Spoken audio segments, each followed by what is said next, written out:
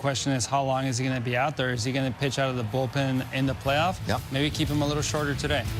I agree with that. Thanks, Jerry. Only 3 games left in the regular season. Let's head to Seattle. Steven and Jessica, take it away. Thank you, John, and welcome everybody to Friday Night Baseball on Sportsnet LA, presented by Jack in the Box. Wherever you may be and however you may be watching, it's our privilege to join you from the Pacific Northwest. The first of 3 for the Dodgers against the Mariners, and the last 3 of the regular season. And in case you missed it, the Dodgers division champions once again. 13 seasons, 12 National League West crowns after popping the bottles there at Chase Field in Arizona. Saying hello from the booth next to Jessica Mendoza. I'm Stephen Nelson. Kirsten Watson is going to check in just a moment. But 3 games left, Jess, and the Dodgers know they will be at home on Tuesday. They just don't know who they'll be welcoming to Dodger Stadium. This is where it gets so exciting. We have 3 games left, and we still don't know who the final teams in the wild card are. Right now, today, it's the New York Mets, but the Cincinnati Reds. We also have the Arizona Diamondbacks, both of those teams in contention. You look at where they're standing. The Mets just 1 game ahead. Now, the Reds do have the tiebreaker if they were to win and the Mets were to lose, and then the Diamondbacks still sneaking around, trying to make it happen. So who the Dodgers are going to play is still a big question mark. Yeah, as we know right now, the Snakes are alive. Well, Kirsten, if folks didn't know that the Dodgers clinched yesterday, you could look at the lineup and have a good idea that they clinched yesterday. Absolutely, Stephen. The lineup definitely looks a little bit different. No Freddie Freeman, no Mookie Betts. Dave Roberts did say today, though, it's just going to be a day to take a breather and reset, considering the team is going to be playing in the wild card. They're not going to have the bye week that they've become so accustomed to, and giving that week just to reset, get things in order to start the NLDS. This year, they have 1 day, so Dave Roberts made it very clear. Those guys get a day off today. They'll be back in the lineup tomorrow, and he does expect the team to maintain that intensity to close out 162, guys. All right, Kirsten. Well, another thing that we know, looking at the starting lineup, Shohei Ohtani is not getting a day. He is in there, as is the Mariners MVP frontrunner, Cal Raleigh. Oh, this is just, I mean, buckle up. We get to watch 2 MVPs go head-to-head. Cal Raleigh, the season that he's having. By the way, if you've been under a rock, 60 home runs this season. That leads all of baseball. He's broken every record for a catcher, for a switch hitter. He's broke Griffey's record as far as Mariners history. And then, yeah, our guy, Shohei Ohtani, 50 home runs this season. That's 3rd in baseball. He pitches, he does it all. Everything that he has done this year, 146 runs, he'll continue to add to that this weekend. And he's 1 homer shy of breaking his own franchise record. We're going to step aside for a moment. The Dodgers took showers, so they don't smell like champagne and beer anymore. They're ready to play baseball here in Seattle. First pitch is on the way after this. World Champion Dodgers Baseball on Sportsnet LA is brought to you by Jack in the Box, the mastermind behind the Monster Churro, Monster Mozzarella Stick, and Monster Tacos.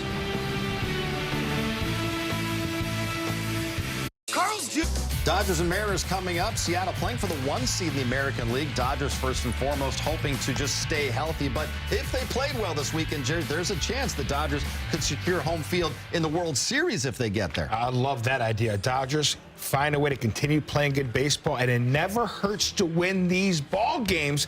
Thinking ahead. Love it. Yeah, continue winning, continue making win. World Champion Dodgers Baseball on Sportsnet LA is brought to you by Morongo Casino Resort and Spa, celebrating 20 years of good times. And by your Southern California Ford dealers. Check out the full lineup of stylish and powerful trucks and SUVs. It's time to see Ford in a new light. Speaking of celebrating, the Dodgers and Mariners have both done that in recent days, and they would like to do it a few more times over the next 5 weeks. And who knows, could we see these 2 teams face off again in 5 weeks? Well, first, how about the Seattle Mariners? They have locked up a first-round bye, but where they are at in the bracket is still TBD. I mean, that's what they're playing for. If they're playing for something this weekend, it's the fact that they could be #1 heading into the American League playoff picture and would completely change the outcome of the bracket of where they're at. The Blue Jays, who have been struggling, could not only bump out of there, but the Mariners could pass that slot, which could be the Blue Jays or the Yankees. And then you get into the question of which side of the bracket would you rather be on, the side with the American League Central or the side with the American League East? Central. I figured that was going to be the answer. Here's the Dodgers starting lineup for this series opener. Definitely a different look on the heels of yesterday's clincher. Shohei Ohtani leads off. Andy Pages will bat second in center field. Michael Conforto, a hometown kid, will bat third and left. Teoscar Hernandez back in his former home of T-Mobile Park. He will clean up in right. Hesong Kim gets the start at short. Miguel Rojas at second. Dalton Rushing instead of Freddie Freeman at first base. Kiké Hernández holding down the hot corner. And then Ben Rortvedt behind the dish.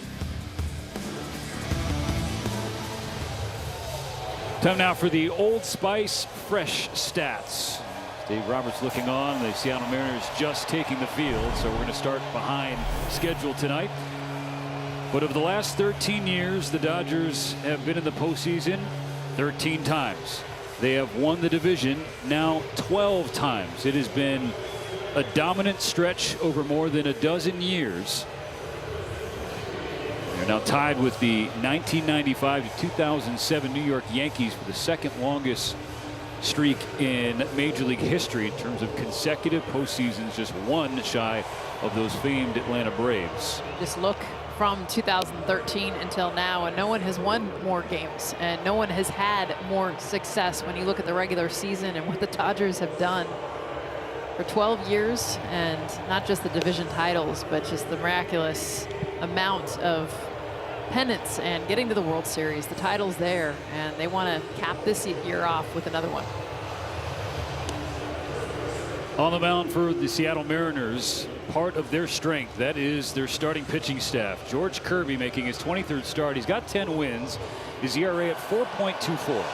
He's got one of the best swing and miss fastballs in the game, and he's got 6 pitches within his repertoire, but definitely the four seam he's going to lean on. He throws it 29% of the time, especially up in the zone. That 197 batting average. Slider, sinker, knuckle curve, the splitter, and the changeup. Occasionally he'll throw, but I think about 85% of his pitches between fastball, the slider, and that sinker. He has wins in back-to-back starts. He beat the Astros in his last turn, going 6 innings. Before that, beat the Angels 6 1/3 innings, tying his career high with 14 strikeouts. He was one of those arms that before the year, some people, if you had to pick a potential Cy Young Award winner in the American League, they would throw out the name George Kirby.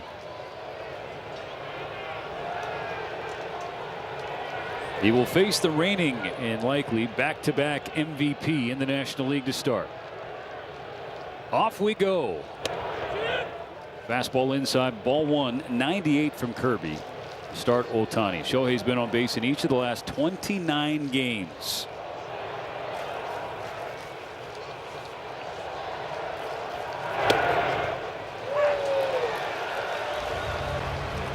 On base streak too. It's not just about the batting average, but the RBIs and the runs in that span. 10 home runs that he's hit. Those 29 games. Big swing, big miss, a ball and 2 strikes.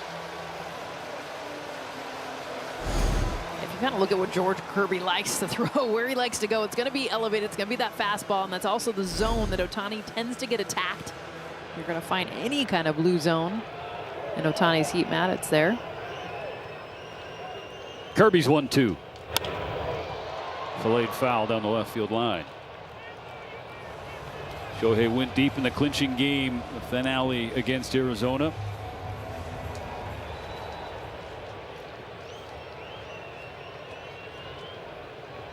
Gave him 54 on the year, matching his output from last season, his first as a Dodger.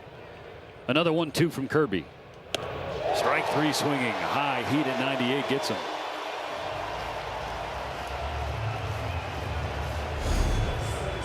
Drop the arm slap. George Kirby, something he's adjusted with this year. It's allowed for him to almost get that rise ball looking spin on the 4-seam fastball, just defying gravity, continuing to go up. Hitter's just 144 against that fastball when he elevates it. Ball one high on Andy Pages, who's gone deep in back-to-back games. Now up to 27 home runs this year. Second on the team behind Shohei Ohtani. This one was my favorite. The extension he gets after he hits home runs. That was a breaking ball down below the zone. Sees a dot on the outside corner, 1-1. Done a great job of just kind of adjusting his mechanics. And of course, the swag, the confidence, naturally, that's what's going to come. But the posture, him being a lot more upright.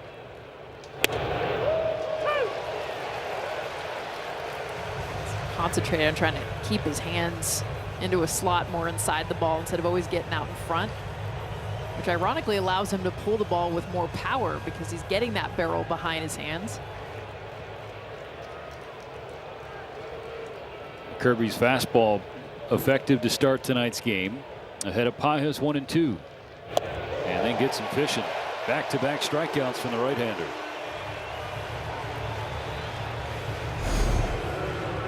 Goes back to the slider off the plate. And the recipe for Kirby, elevated fastball, slider off of that.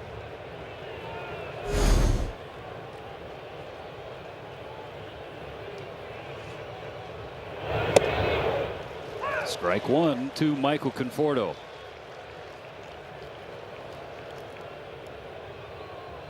A local product, Seattle born. Did his high school ball at Redmond High before starring at Oregon State.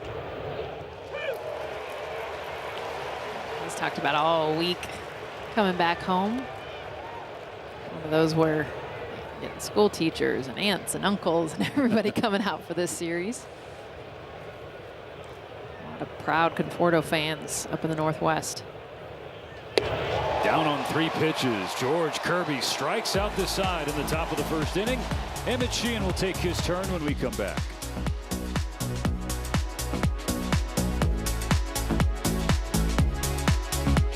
The Mariners starting lineup put up about Dan Wilson, former Mariner catcher himself, Randy Arozarena, Cal Raleigh, and Julio Rodriguez, the first 3 here in the bottom of the first inning. Josh Naylor and Eugenio Suarez to follow, both acquired from the Arizona Diamondbacks ahead of this year's deadline.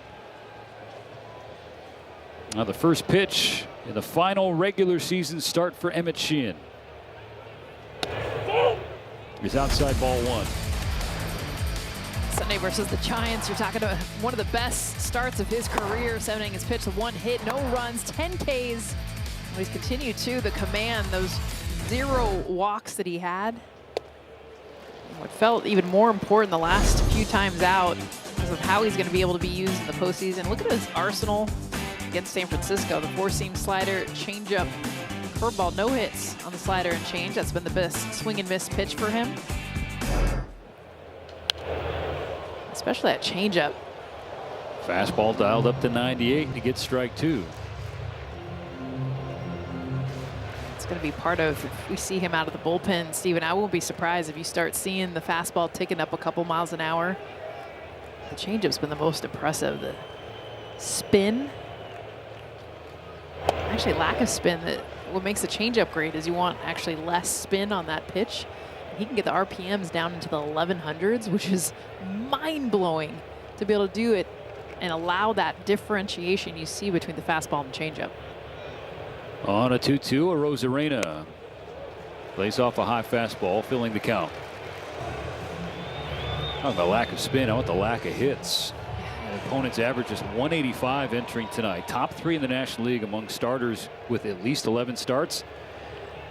Trailing 2 of his teammates. Gets a tapper to the left side. It's going to be a tough play. No play for Kiké Hernández. So a swinging bunt, infield single for Randy Arozarena starting the game. I thought the Diamondbacks were done playing them. That's all they were doing. All their hits felt like infield singles. And in steps the big dumper, Cal Raleigh, on his way to a potential most valuable player award this year in the American League. And to unseat Aaron Judge of the New York Yankees. 60 home runs, 125 RBIs as a switch hitting catcher. They say he went around strike 1.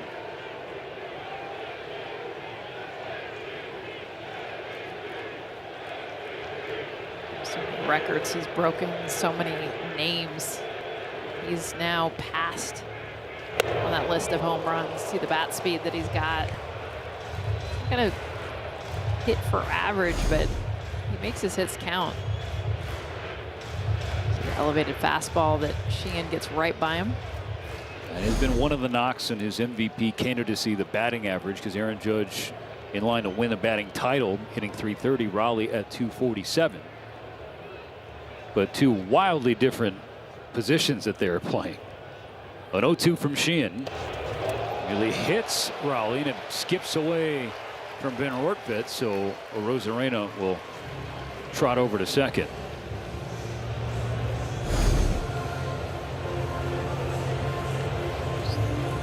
Misses his front foot. Doesn't end up getting him. Definitely bounces away. Rortvedt, no way he's going to be able to get to that one.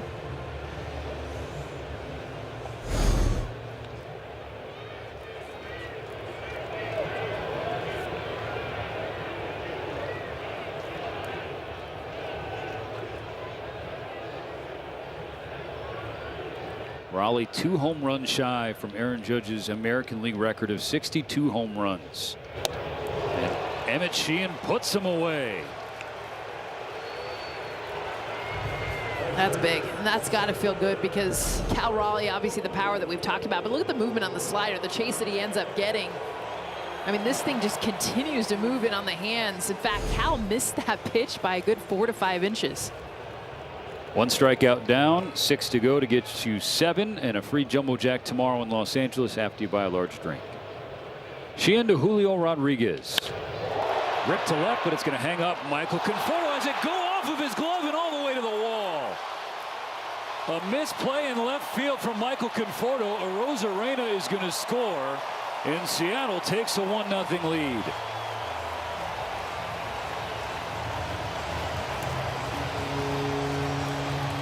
Talk about rise ball movement on pitches. This is what this ball does. A line drive that continues to go up, but Conforto misplays it. You see him kind of overrun it, then try to jump back up. Definitely go down as an E7. He's hit 115 miles an hour.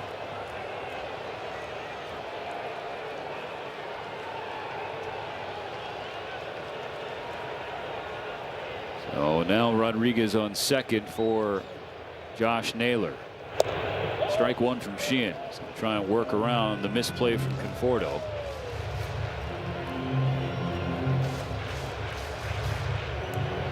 Josh Naylor comes into tonight swinging a red hot bat. He's got a hit in each of his last 11 games. Second longest active hitting streak in baseball right now. Close to 400 since September 6th. And that's the biggest difference, Steven. If you look at this Mariner team and what they did at the deadline compared to, let's say, I don't know, the Detroit Tigers, complete opposite second halves of the season. A big reason why is because what they did or did not do at the deadline. Josh Naylor and Eugenio Suarez picking up those two guys from the Diamondbacks. Oh, Emmet Sheehan just threw a ball into center field. Rodriguez is going to go for third. Pajes is going to throw. It's not going to matter. So the Dodgers just giving the Mariners extra bases to start. A really sloppy start.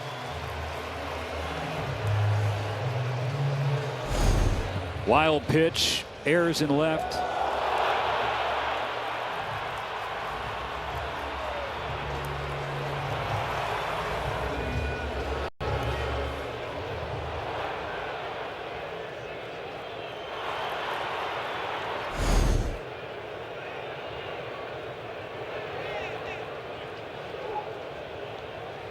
So the infield comes in for the Dodgers. Still only 1 out in the first inning. And I beg your pardon, that first pitch that Sheehan threw to Naylor was called a ball. So it's 1-1.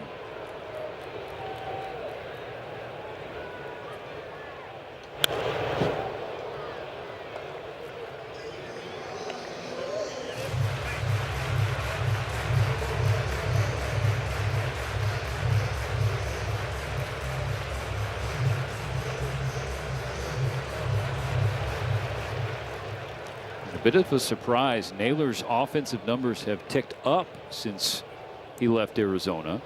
T-Mobile Park does not have a great reputation for hitters. Teoscar Hernandez can speak to that, has spoken to that. Yeah. Josh Naylor has come out and said the exact opposite. He's gone out of his way to say how much he's enjoyed hitting here. Free agent to be. Hitting .297 with Seattle with an OPS of .829. Both numbers up in his tenure with the D-backs. Broken back, ground ball, foul. Still 1-2. Kind of feel for Emmet Sheehan in this inning. I mean, an infield hit that was hit maybe 40 miles an hour. A wild pitch, error and left. That's the difference of a 1-0 game in which Sheehan stuff has looked good. 2 Dodger errors, and they've only recorded 1 out in this first inning.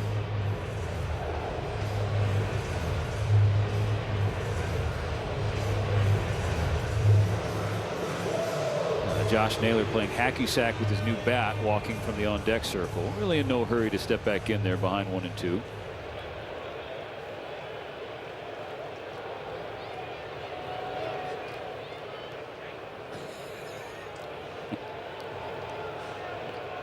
Shocking for Josh Naylor to be just taking his time. Just go ahead, get in when you want.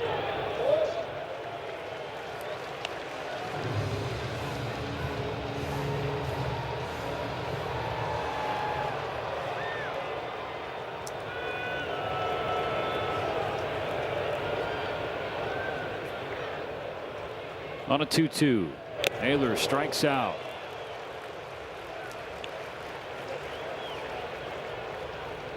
Sheehan seeing on the other side, George Kirby can do with a fastball up at the zone, comes right back 95. Yeah, try to catch up to that in your kitchen for Josh Naylor. Some powerful stuff on that four-seam fastball. The first 5 outs recorded tonight between these two starters have all been via the K.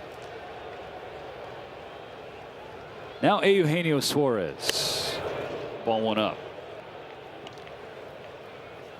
Suarez, like Naylor, a former Diamondback and also a former Mariner, back in Seattle for another stint. He's at 49 home runs. Jack swing, and they say no swing. So 2-0. He's similar to Cal Raleigh in the sense that the average has been down, but the hits that he's gotten have been powerful, especially the first half of the season. The Mariners love having him back in the clubhouse. On a 2-0 from Sheehan, Suarez takes a strike on the outside corner just off of it. He's played a similar role like Miguel Rojas does for this Dodger team. Just kind of keeps everyone focused at times, but also can bring in the laughs, like just really respected amongst the entire lineup. Has a good understanding of the game. Sheehan puts a fastball by him to square the count 2-2. With another home run, Suarez would give the Mariners the Major League's first pair of 50-50 teammates since Mantle and Maris in 1961. A 2-2 pitch. Gets him at 97. So 6 combined strikeouts in the first inning for Sheehan and Kirby. But the Mariners lead 1-0.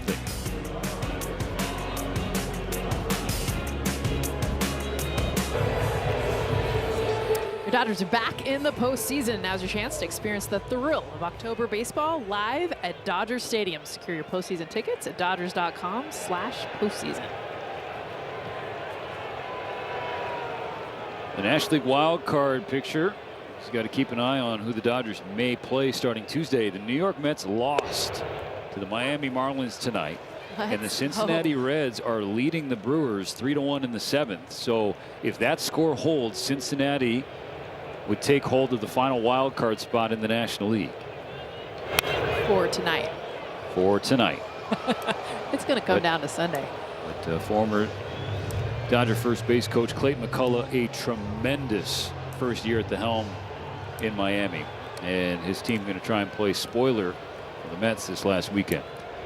Former Mariner Teoscar Hernandez leading off the second with the Dodgers down 1-0 on an 0-2 from Kirby. Hernandez takes a fastball outside. Emmet Sheehan having conversations in the Dodger dugout, and Justin Wrobleski already up warming in the bullpen. Here comes a 1-2. That misses outside. Kirsten Watson, what can you share? Yeah, Stephen. Well, after Emmet Sheehan's last outing, as much as it was incredibly efficient, Dave Roberts he did share that with Emmet, the plan for him come October is going to be in a bullpen role during the postseason. So considering that, they were starting to shorten him up. So with him having, at this point, just one inning of work with Wrobleski getting up, it does seem like it's a continuation of that plan. All right, Kirsten, appreciate the context for anybody who was concerned that Emmet Sheehan was already done. Teoscar Hernandez strikes out. 4 straight Ks to start the game for George Kirby. There have been 18 combined swings in this first inning, 12 misses. I think both these teams were celebrating this week. Well, that certainly seemed to be the case. That was obvious for the Dodgers in the first inning. Struck out 3 times at the plate, and then in the field just made a mess of things behind Emmet Sheehan. And Sheehan was included in that. Made one of the 2 Dodger errors. An 0-1 to Ha-Seong Kim. Misses upstairs.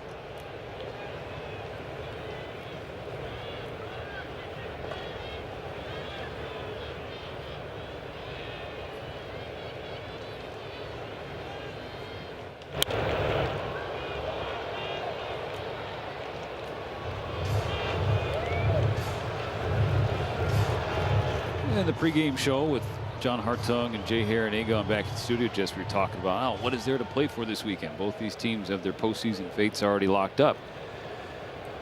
But one of the points we were making were that there are individuals that have a lot to play for these next 3 days. These are important reps for somebody like Ha-Seong Kim. Ball and 2 strikes. And he's jammed and pops it up to Suarez beyond third base for the second out of the second inning. Fighting for roster position, but also just being able to get reps before heading into the postseason, when if you are on the roster, you're going to be called upon in big moments, presumably off the bench. One of the things about facing this Mariner team is you're going to be facing elite pitching, postseason type pitching. From start to finish, there are no glaring weaknesses in this Mariners team, while they are considered one of the front runners in the AL to reach the World Series. Strike 1 to Miguel Rojas, who has been on a tear. The last 31 games, he's hitting .309. So fun to watch too, this hit reel, because they're all over the place, whether it's a breaking ball away, a fast ball in. Mickey Rowe understands where to place the baseball. He's done an excellent job, even sometimes showing bunt, whatever it takes, move runners, find the weakness in the defense. That batting average and the numbers you see down there at the bottom since June 10th, by the way, this isn't just the last couple months. It's basically slow start for Miguel and then absolutely essential bat since then. Talking to some of his teammates and coaches in that clubhouse, the sentiment was that they do not clinch the West this year without Miguel Rojas. Obviously, the offensive numbers that you just highlighted, but of course what he does inside the walls. 2-2. Rojas has stated he's still got some left in the tank. This is not a farewell season for him. He'd like to come back and play again next year. 2 outs, bases empty in the second. 1-0 Mariners on a 2-2. Rojas slashes one foul to stay in there.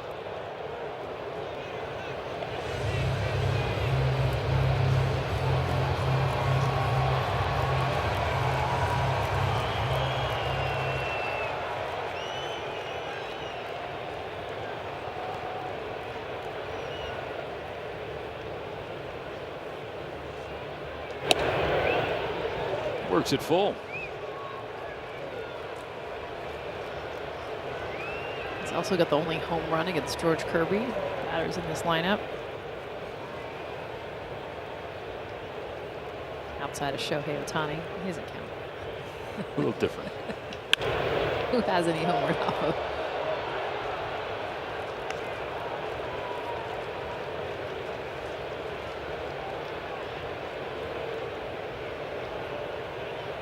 Rojas working a good fight here against George Kirby, trying to give his teammates behind him some more studying material. This is the 8th pitch. Popped up. Raley next to the wall. It's the catch. And that ends the second inning. 2 scoreless for Kirby. We'll be right back on Sportsnet LA.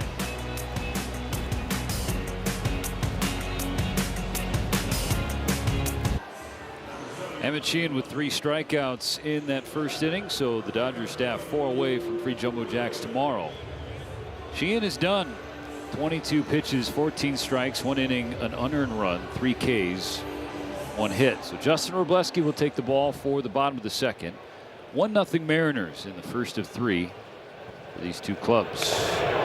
First pitch up and in, hits Luke Raley. Old friend will take his base.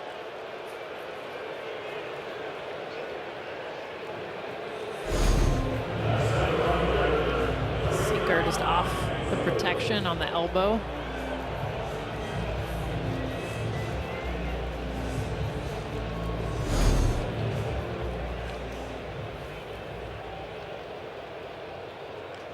So now Dominic Canzone waves at strike 1. Initially, it was supposed to be Victor Robles batting in this place of this Mariner lineup and playing right field, but he was scratched and replaced with Canzone, who he's hitting .469 in his last 10 games. Called ball 1.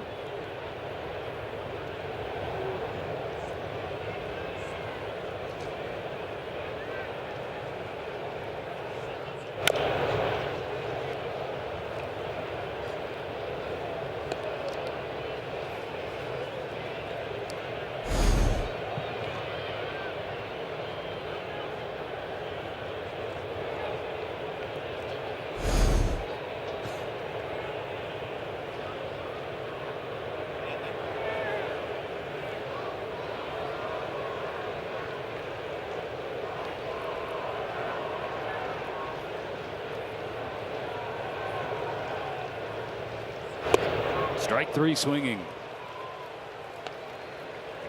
There it is. That's a Wrobleski. We know the sinker getting off the plate, getting guys off the plate, especially after he hit the ball off of his foot. Then he comes back with a slider. Those are the kinds of swings he's used to getting.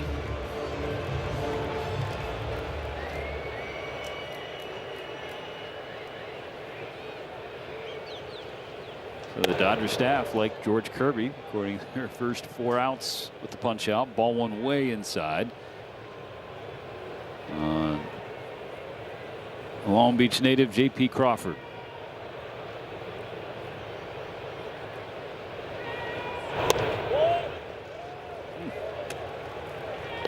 Ball 2.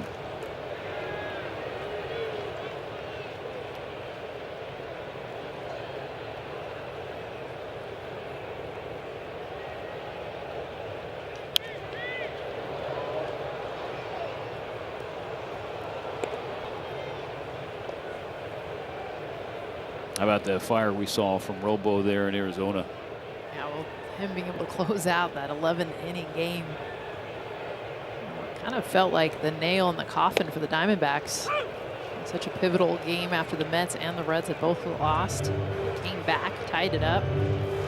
We saw Clayton Kershaw come out in the 9th. Roki Sasaki sit down 3 straight batters, and Justin Wrobleski did the same. Finish off that 11th inning game, which just felt pivotal getting to that division win. Ground ball base hit through the left side. Raley will hold at second. A 2-strike single for Crawford. That's really the first legitimate base runner that the Mariners have had these first 2 innings. Even then, this is just like poke it through where nobody is. I mean, find that one hole. Of course, positioning would have been a ground out, regular shortstop position.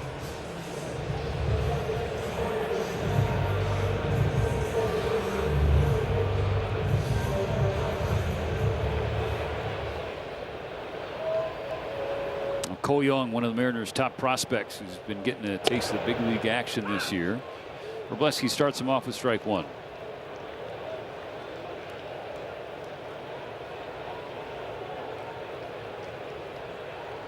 Just turned 22 this past July. spin out of the way of 97 up and in from Wrobleski. Yeah, that two seam's been in off the plate, and we've seen guys either almost get hit by it. Well, the first batter this inning got hit. Also just back them up, try to set up the slider, especially these lefties. Fly ball, right center field. Kiké Hernández on the edge of the warning track makes the catch. Rayleigh's going to tag from second and go to third. Crawford will hold it first. That's out number 2.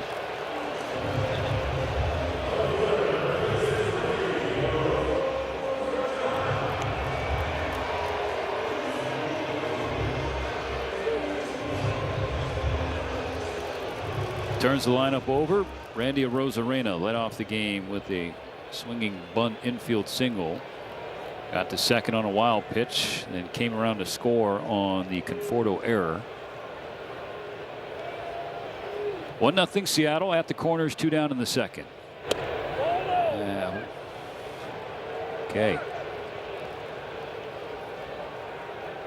Was Jordan Baker also partaking in the celebrations these two teams have had this week? I'm starting to wonder.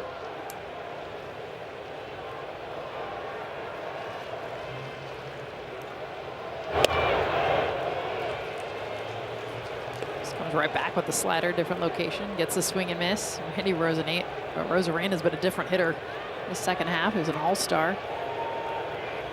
Out exploding. It's a big part of this Mariners offense and has struggled mightily for a few months now, coming off the all-star break. He's definitely not your typical leadoff hitter either. Super aggressive, will chase a lot of pitches. 1-2. After that infield single in the first inning, he's got a hit in each of the last 3 games. He had just 2 total hits in the 10 games prior. Hitting just over 100 since September 12th.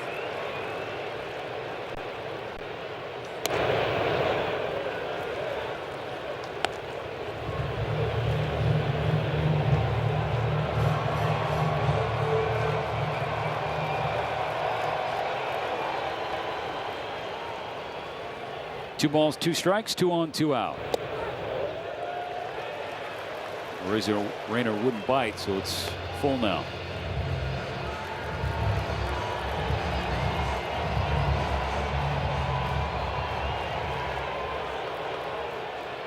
And Cal Raleigh is on deck. Strike 3 call, 97 on the inside corner, and Wrobleski strands a pair and keeps the Dodgers within 1. He's talking to himself.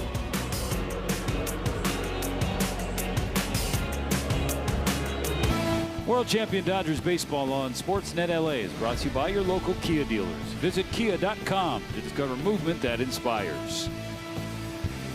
Pike Place, popular spot in Seattle. The Dodgers will be to finish up this regular season. They trailed the Mariners 1-0. George Kirby's got a good look about him. Seattle starter the first 2 innings has not allowed the Dodgers to reach base yet. Face the bottom of the order in the top of the 3rd. Rushing, Kiké Hernández, and Rortvedt.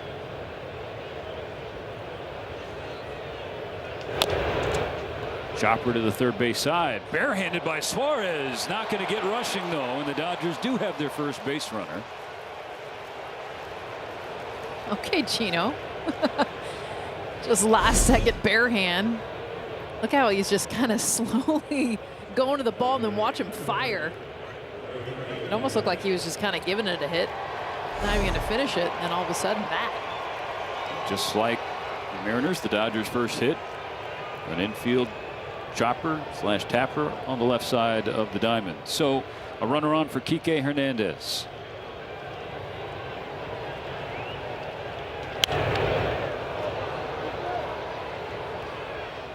Couple hits for Kiké on Thursday.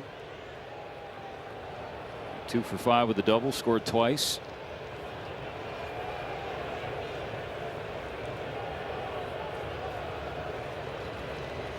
It's almost the end of September, which means Kiké's favorite month is nearing. It's That's why the numbers for the regular season are almost ignorable when you think about what Kiké is capable of. I mean, Dave Roberts has basically said as much. Yeah. He is one of the first players that Doc will mention when asked about that proverbial switch that you can flip from regular season to postseason and trust that a player will be there locked in. Kiké is one of them. 2 balls and a strike. Locked in and also loving pressure. I mean, I feel like that's one of the biggest differences too, is just embracing when it comes down to you. Everyone's yelling and screaming, big moment. You're up to bat. Kiké thrives in those moments. Not going to chase at that. He's ahead 3-1. I mean, his slash line, regular to postseason, are glaring. You're a .278 hitter in the post. An average 40 points ahead of where it's at in his regular season career. On a 3-1, he'll let it rip. Torch a ball to left field. Turn and watch it fly. Kiké crushes one as he continues to gear up toward October.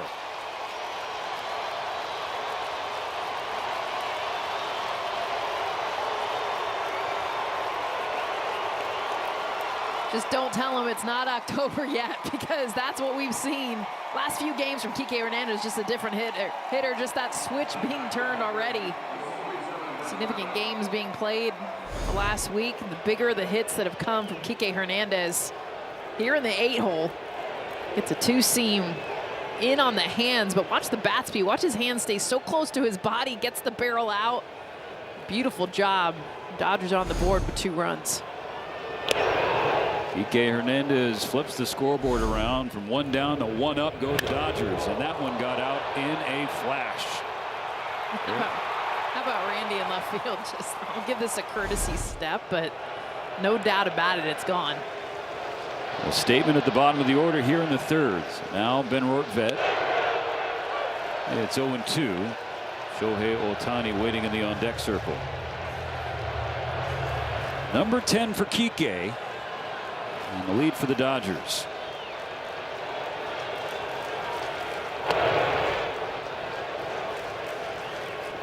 This is Rortvedt's 17th game with LA, his 14th start. Got hits in 9 of his first 13. Just celebrated a birthday on Thursday. High in the air, left field side. Arozarena sees it go into the seats foul.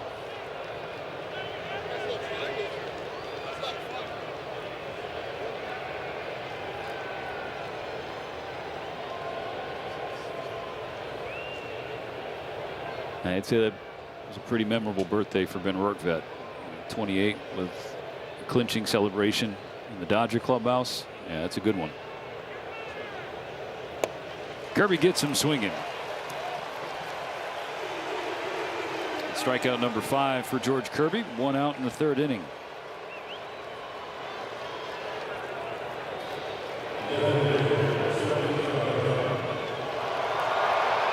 Ohtani stands in next to Cal Raleigh. You know, at least one of them is going to win an MVP this year. Ohtani 0 for 1 tonight. Struck out leading off the game. Takes ball 1 low here in the 3rd. 2-1 Dodgers thanks to Kiké Hernández. Cal even stood up for us. All right, we're both in the same shot. Both of us going for MVPs in each of our leagues. It's been a big debate with Cal too. But a no doubt with Shohei. I mean, if you're into these kind of numbers, 54 home runs, 144 runs scored. Oh, by the way, he pitches. Look at the OPS. I mean, the OPS is something you talk about over the week span, not a season span. Ball and a strike. Kirby deals and misses upstairs. And that's what's crazy is you just take him as a hitter alone. You take him as a pitcher alone. It's MVP, Cy Young, whatever category you want to call it, type numbers. He does both. Look out. All 3 way inside. Well, Kiké Hernández went deep on a 3-1 pitch. Oh, yeah, by the way, he has these numbers as well. I mean, just the fact that we could put those numbers underneath a hitter. 62 strikeouts to 9 walks. A 3-1. That's ball 4 inside. And so the on-base streak at 30 games for number 17.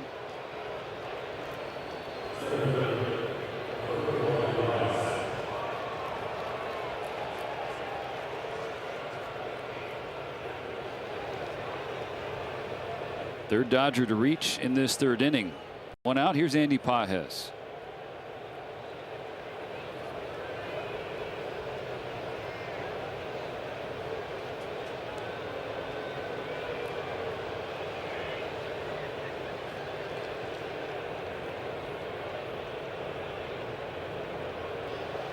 This game's had a weird feel at the start. I am not going to lie to you, Jess. It was just me. No, I don't think it's a truth or lie type thing. It's just a weird game. I mean, the way that it started with the errors, swing and miss, kind of the slowness of it. Cal having a full conversation right now with George Kirby after that walk. Let's get a quick word from Jack in the Box. My Monster Munchies, monster-sized flavor at the fun-sized price of $3 each. Welcome to Jack in the Box. Dodgers 2, Mariners 1. Top of the third. Ohtani on first, 1 out. And the first pitch from Kirby to Andy Pages. Ohtani is running. Raleigh is throwing. And Shohei is safe. That is stolen base number 20. Against one of the hardest base stealers that you're ever going to steal against. And of course, Shohei would be able to do it. The jump that he gets off of Kirby, who's also hard to steal off of. Almost Shohei taken, challenge accepted. Cal Raleigh's 32 caught stealings, tied for the most in Major League Baseball with who? R. Will Smith. So Ohtani gets into scoring position. Pages, a little flare, shallow right field, coming in Canzone, and he makes the catch.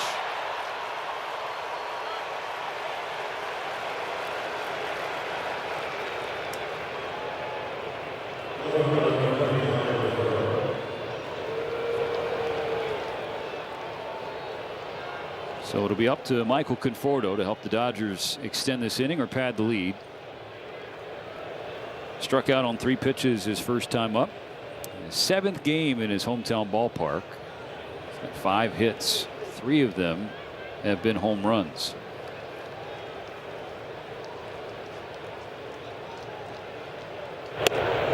Ball 1 upstairs. Ohtani in position to score. He's after notching his 3rd consecutive 20 stolen base season. Did that just once in his first 5 years.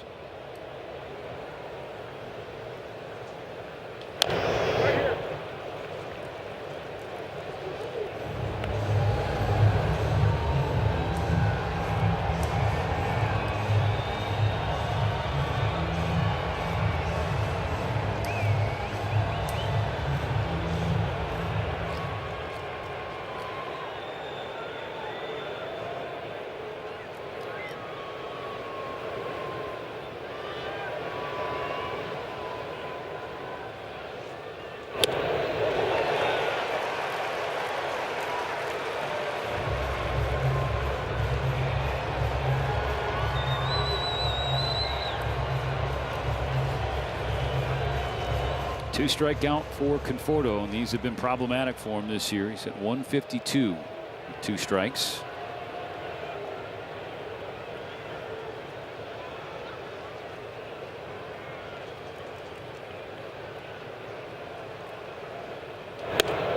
That's a great take. That's the pitch he struck out on his prior at bat. He knew it was coming. Just, all right, if I see fastball that has to be below the letters, takes that one. 2 outs. Shohei on second. Now on a 2-2. Conforto lets Kirby miss high, filling the count 3-2.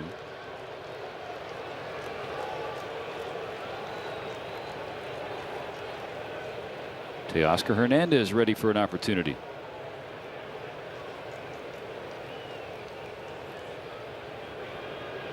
Here's the payoff. Strike 3. Fastball blew it by him. So Kiké Hernández with a big swing in the 3rd inning. A go-ahead 2-run homer.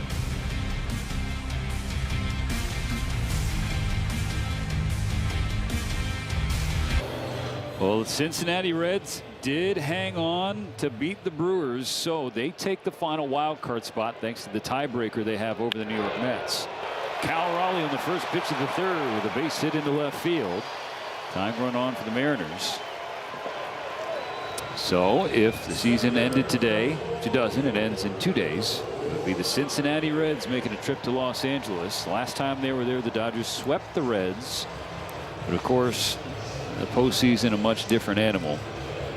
And with the talented pitching that the Reds have, Hunter Green, Nick Lodolo. Get Chase Burns back. I mean, they've got a whole repertoire of guys. Throw the ball. Of course, it changes every minute. In fact, that said Mets about 10 minutes ago. So buckle up this weekend. I mean, get your tickets, show up on Tuesday, who they're playing.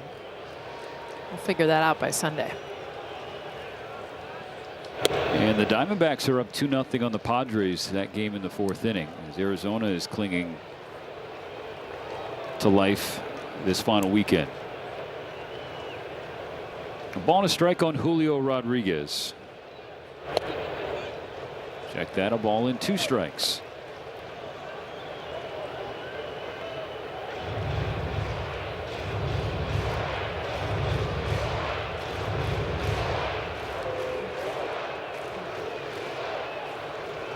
If you want postseason tickets, go to Dodgers.com/postseason.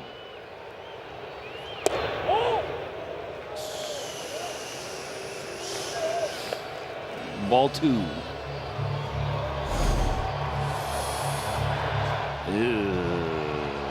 Won't be next year. Facts.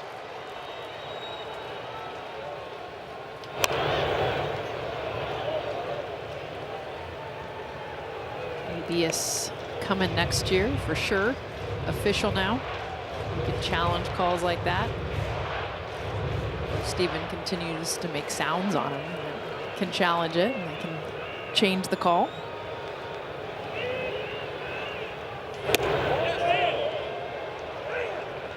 Dodgers lose the appeal, so now a full count. This plate appearance should have been over. Especially big hitter Julio Rodriguez in this order. We talk a lot about Cal Raleigh, but the reason he keeps seeing pitches to hit is because Julio hits behind him. It's now a payoff. It's been nice too talking to Julio Rodriguez this year. He's definitely the face of this franchise. Massive star up here in the Northwest. Cal Raleigh coming in and just taking all that attention has helped Julio really be the hitter, kind of relax. Takes a lot of the pressure off. Ball don't lie. Strike 3.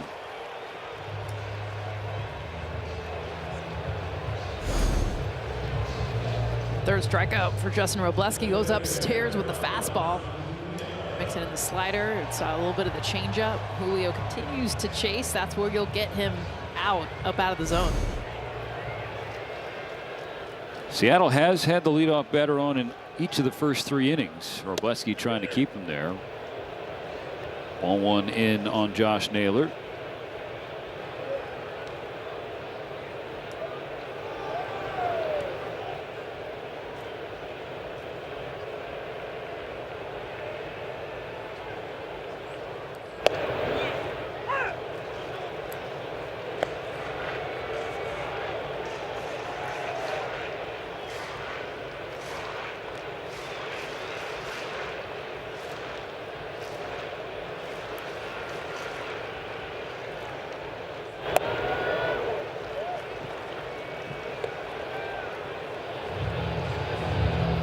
I'll be honest, I could not be more in on Justin Wrobleski.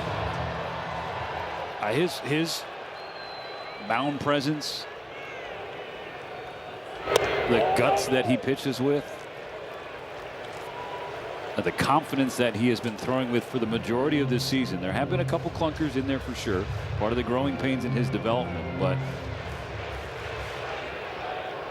Was out in the 11th inning against Arizona. I mean, this kind of has the October feels this last week, and he's been able to step up even more, especially when the bullpen has struggled. I mean, it's been a huge weakness, no secret about it.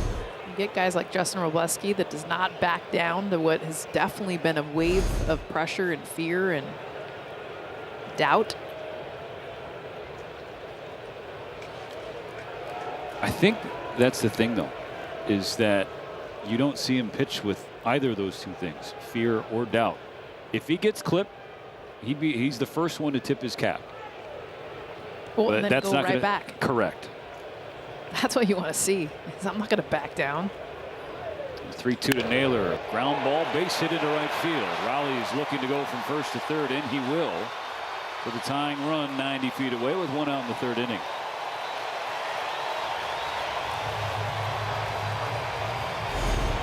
Battle to bat. Josh Naylor kept fouling off pitches. Finally got the fastball he wanted. Just kind of gets around it too. See a lot of the Mariners hits just find the right spot on the field. Cal Raleigh, how about Big Thumper, the catcher, first to third. Raleigh can run. So can Josh Naylor. Both don't look it. Now Eugenio Suarez. Naylor takes off for second, and he has it.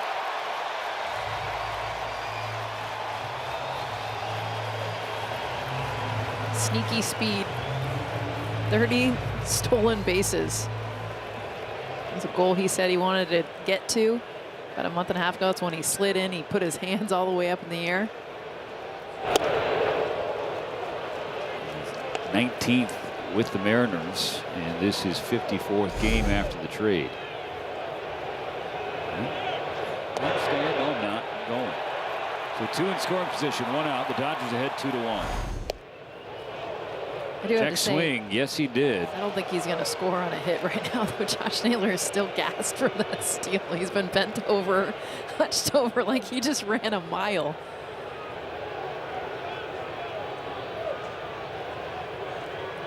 Tweak something on that slide. Wrobleski ahead of Suarez, trying to finish him off. 98 upstairs, check swing, another appeal. This time, no swing.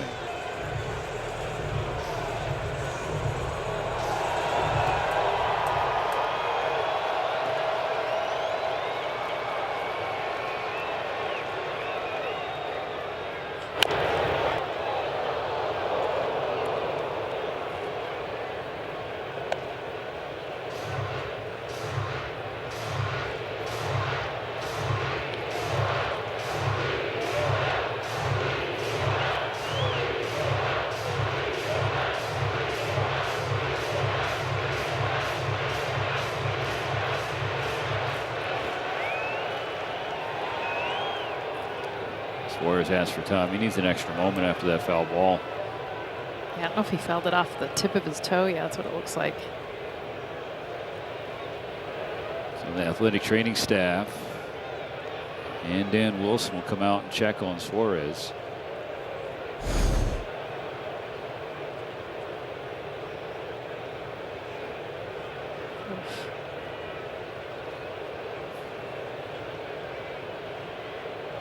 Hit so hard off his toe, it went all the way over to Kiké Hernández past the bag at third base.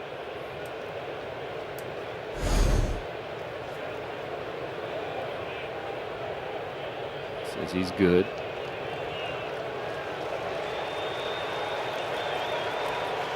It's crazy, all the protection too. You see he's all geared up, and it was like the 1 inch that wasn't covered. Can we make the flap go all the way to the toe? Right. It's 2 sizes too small. 2 balls and 2 strikes.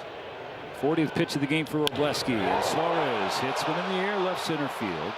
Tagging at third is Raleigh. Catch is made by Pajes. The throw is going to third. Naylor going to third. The tag. They got him.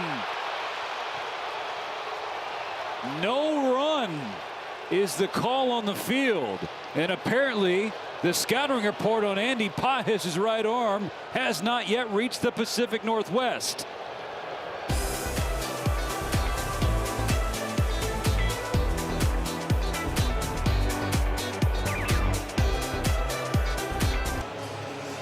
So a look from behind home plate. Suarez flies out to Pages in center. Raleigh tagging from third. He's not aware that Naylor is going behind him. He's not running home at full speed. And you can see the tag from Kiké gets the foot of Josh Naylor before Cal Raleigh steps on home plate. So no sacrifice fly, no run. It's still 2-1 Dodgers. As Teoscar Hernandez fouls a strike off the plate to kick off the fourth. We'll go downstairs to Kirsten Watson, who has a special guest. Thanks, Stephen. Yes, I'm joined by Mookie Betts. And Mookie, I think we have to immediately react to Andy Pages. That arm, you obviously have spent time in the outfield. You know what it takes to make a play like that. How impressed have you been with him? I mean, yeah, he's been great. I mean, I remember when he first came up, and I remember seeing his arm, and it's just like you don't really notice it. And it looks like he barely throws it, and it just takes off. I saw him when he plays long toss and whatnot. So it's really inspiring. It made me want to get my arm strong like that. I believe it. Yesterday, this team, you guys won the National League West, got to celebrate. The champagne was flowing. Today, you and Freddie Freeman, you guys get a little bit of a spa day, a little relaxation. What does a spa day look like, especially when it comes to recovery and getting ready for October? Today, I mean, really nothing. I got here, me and Freddie hit together for about 5 minutes. And then after that, I just been hanging out. It took me a little nap in there. I don't really know. There's nothing to do. Like, you know, I usually come to work and I'm working, you know, but there was a guitar in there, so I was playing the guitar for a little while, and yeah, that's pretty much it. You can play the guitar? Yeah, I just started. I started like a month ago, and of course. I got a couple songs under my belt now, but I'm trying to get to where I can do like a little live performance somewhere. Can you sing? Here comes the No, album. I can't sing. But if you can play the guitar and just speak, it sounds good. It really does sound good. What So I songs? happen to know, they're asking what songs are you working on? Oh, right now I got Wagon Wheel. I can play that. I'm working on I'm the Problem by Morgan Wallen. My goal is to do a live performance with him, with Morgan, and my boy Ernest next off season. Not this off season, but next off season. I'm doing a live performance. You heard it here first. Do we have tickets? Because I just want to go to the concert. So as long as you are saying you're performing, we all get tickets, right? You heard that upstairs, guys? Yeah, I want tickets. We'll see about the tickets. I don't know. It's Alligator Arms I want bets to do it now. in Nashville, my hometown. So, well, if you can travel, then maybe I can get you a couple tickets. We'll absolutely be there. I am just in awe. What can't you do? There's a lot of things I can't do. My dad gave me a guitar, and so when he gave it to me, I just said, you know what, I'm gonna learn how to play, and it's fun. I do it every day, probably for 30, 45, sometimes an hour, sometimes a couple hours. I did the whole plane ride here, which is like 2.5 hours. So I'm all in on it. That's Okay, a fair ball. We are going to be having a moment. First of all, Miguel Rojas. Yeah, he's been going crazy. Miggy's been having a great year this year. I mean, he's been leading us in always. He's a mic guy. He does everything for us, and I'm glad I got to say I can say he's one of my teammates. I feel like he would be a great addition. Not that I'm building you a band right now, but I do feel like he would be a great addition. Yeah, absolutely. I mean, he needs a mic, so he would definitely be either the guy that does all the ad libs, Okay. hype man. There you go, or Important. very important. He wouldn't be. I wouldn't go with lead singer though. Hype man. Is there a lead singer on this team? Are we missing someone who secretly has incredible vocals? Jack Dreyer. Yeah. Jack Dreyer, he can sing, and I'm gonna go with him as my lead singer for sure. Anyone on the drums? Are we building out the whole band at this point? I don't know. I don't know. We got a whole lot of guys with rhythm. You know what?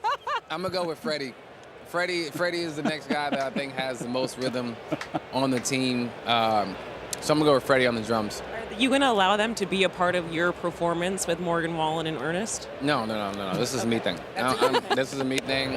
I am. Yeah, I can't trust anybody else with the guitar. This is just me. Wait. Before I let you go, this year and last year, you were nominated for the Roberto Clemente Award. That's obviously such a special one. It means a lot to you. When did you get inspired to get so involved with the community? You know, I've always kind of done it. My folks, my parents, they raised a good kid, and so they show me, you know, what it takes to be a good person, and that's kind of giving back. Usually, when you make others happy, that's when you make yourself internally happy, and so it's just something that I've been doing really my whole life. And once we got to LA and signed a deal with LA, and LA became home, it was just like I'm giving back to my people, essentially. You know, we're all Angelinos, and so you know, I just try and do what I can to help. You've done so many things on the baseball field. Of course, the awards, the list goes on and on. What would it mean just to win the Roberto Clemente Award? That would mean a lot, man, just because you don't have to, like, play good. You don't have to play good for this. You know, it doesn't take talent. It doesn't take anything but a good heart. And I know I have that. Bree, who... me, Bree, and then my cousin Unique, she is the CEO of the foundation. We all know we have big hearts, and we love giving back, and we love kids. So I think it would mean a lot for all of us, because it's definitely not an award just that is just for me. And the fans can get involved. They can go to MLBtogether.com right now /Clemente Award and vote for you in the 50/50 Foundation. Mookie, thank you as always. Thank you. Can you play the guitar? I mean, No.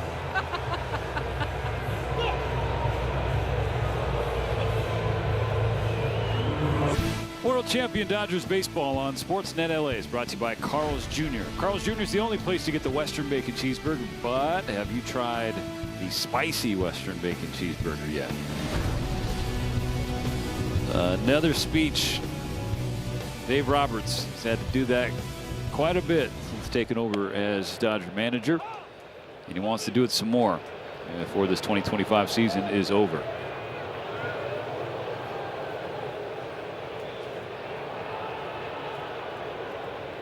Oh.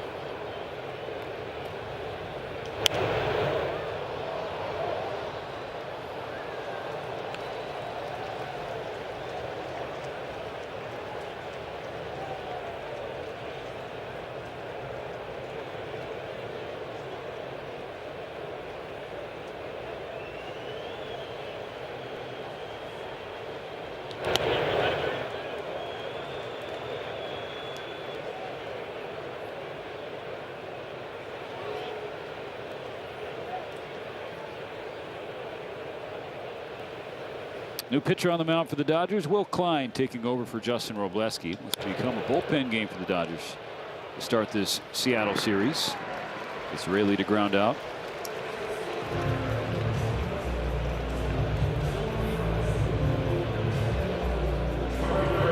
Complete the line for Robo. 2 full innings, no runs, 3 hits, no walks, 3 strikeouts, through 40 pitches. 24 of them were strikes.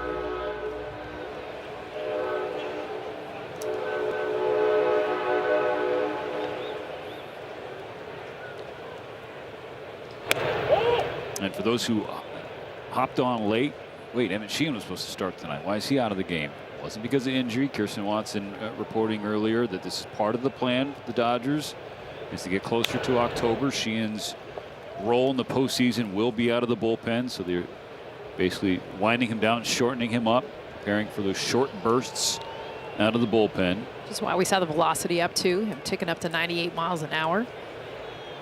Understanding, okay, I'm going 1 inning. Let it eat.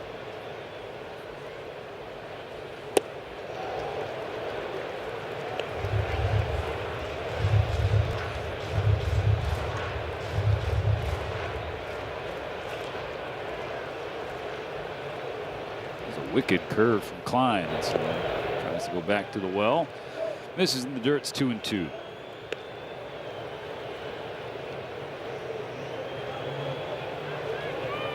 I'm still just so impressed with the fact Mookie Betts just is like, I picked up a guitar a month ago. Now I have a band. I mean, it's Morgan Wallen's in it. This is smack to left center field. Pages hustling back, has room to spare as he makes the catch for out number 2. Yeah, I suppose we shouldn't be surprised. Yeah.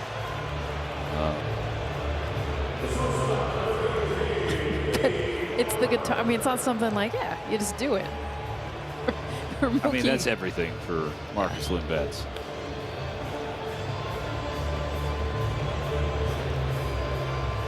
So I think Kirsten's next interview, which we hope to have another one tonight, would be getting Freddie's perspective on this band they got. Apparently he's the drummer. Apparently. I don't know if he knows. Freddie's got rhythm. Talking about. That much we do know. Freddie's got rhythm. It's his dance moves that still trickle into the celebration dance. At least they hit for 5 minutes. We got that much out. And they've earned it. I mean, Mookie and Freddie do not take days off. I mean, they are the ones that want to be in the lineup. One day they'll get out is when they clinched, and that's today. Clean fourth inning for Will Klein. Keeps it 2-1 LA.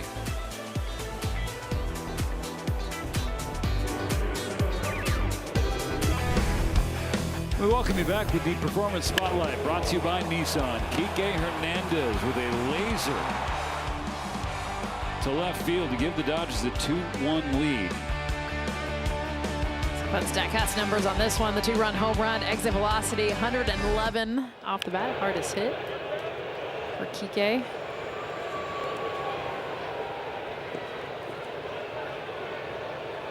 His hardest hit this season.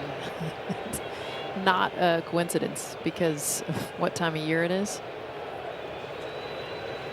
Just what he understands too, and how much he wants to be a part of this postseason run. And if the Dodgers are going to make another run, be the first team since the Yankees at the turn of the century to go back-to-back, then he will play a big part of the postseason. Whoa, strike two called on him.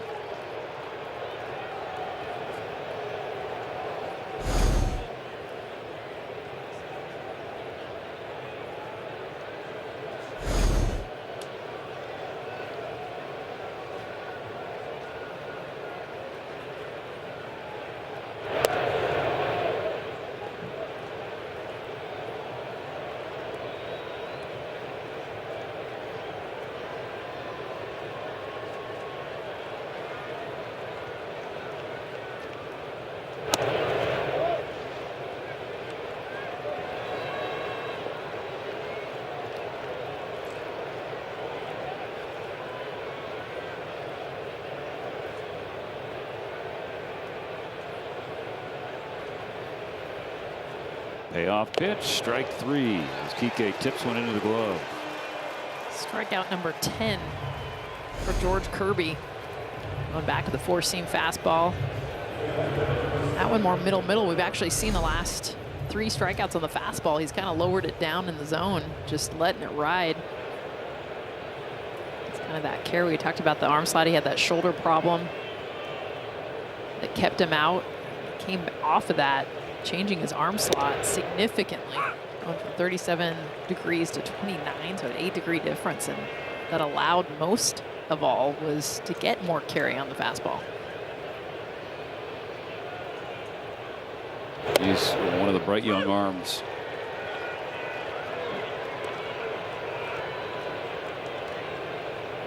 Two strikes on Ben Rortvedt. At the bottom of the order, Shohei Ohtani is on deck. Dodgers trying to do what few teams have done this year, and that's win a game at T-Mobile Park. The Mariners have been tremendous at home. Second best home mark in baseball, and that clips the foot of Rortvedt. So the Dodger backstop gets on in front of Shohei.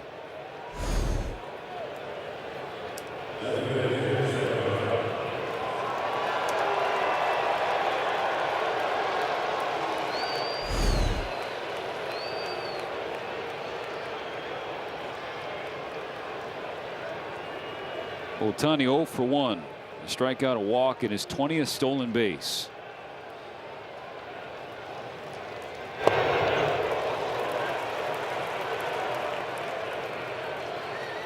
You know he's going to see a fastball up in the zone. That's how they've attacked him so far. See how the Mariners infield is playing him. Shifted as far over as the rules will allow.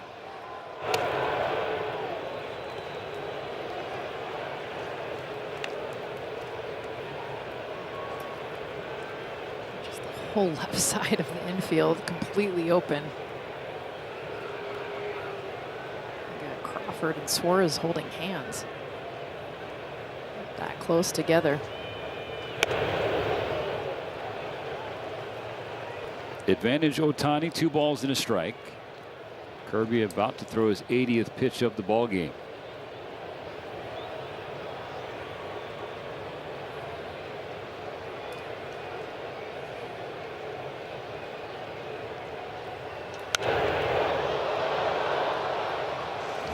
T-Mobile Park hasn't been Shohei's favorite place to hit, at least in terms of the numbers. This is his 33rd game here. Batting average below 185. 6 home runs, 32 strikeouts.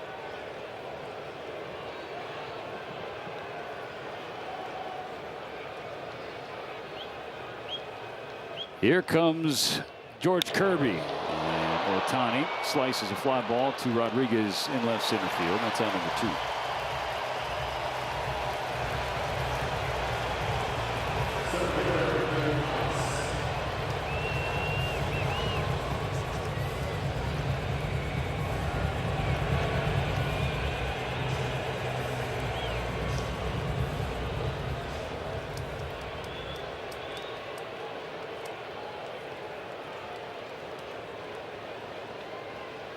Two outs for Pages. Hortvedt on first.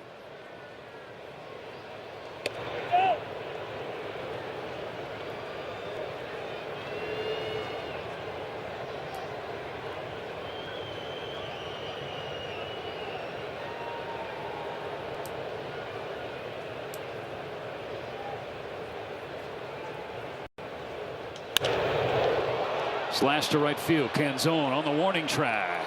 Makes the catch. Covered a lot of ground to haul in that final out. Dodgers strand a runner, but still up 2-1 as we hit the halfway point.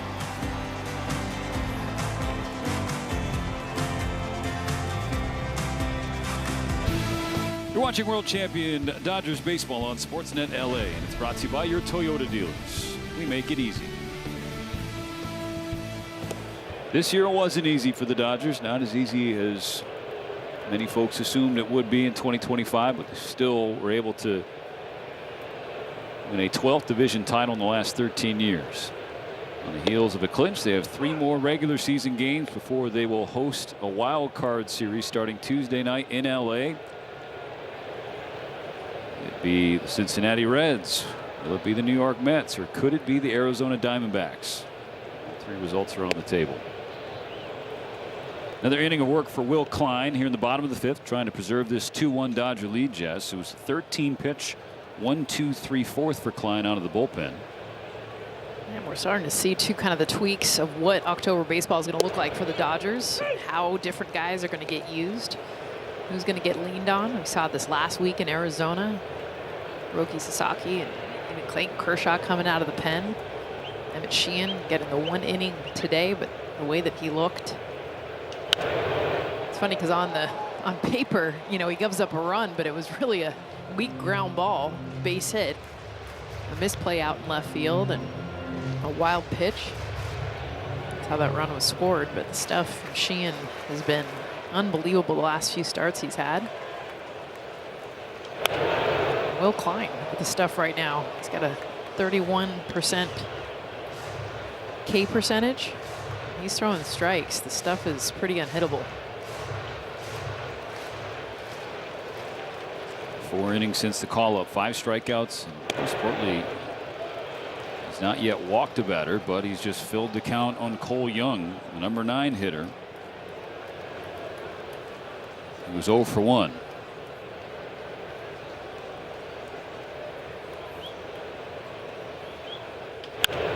Ground ball left side. Kiké has it in the glove, throws on the run, and there's out number 1 in the 5th. Well, we were talking at the top of the show, Jess, about the Dodgers starting lineup, how it seemed like a post-clinch lineup. Well, some of that is because Mookie Betts and Freddie Freeman getting a day off, but how about Max Muncy and Tommy Edman, Kirsten Watson? Yeah, Steven. So those two guys, they've been nursing some injuries throughout the season. For Tommy Edman, it's been that right ankle. And when the team was in Arizona, he made an excellent play in center field. But during it, kind of tweaked his ankle. Dave Roberts saying today that it flared up on him. Even late in the game, when the game went into extra innings, he'd gotten on base. But Dave Roberts decided to put a pinch runner in, putting Alex Call in there for Tommy Edman. This is something they knew he was going to be battling with. The ankle's not going to be at 100%. They're hopeful that he's back in the lineup tomorrow, but it is something they're going to kind of be trying to manage during these last few games of the regular season. For Max Muncy, yesterday he was not in the lineup, not out there again today.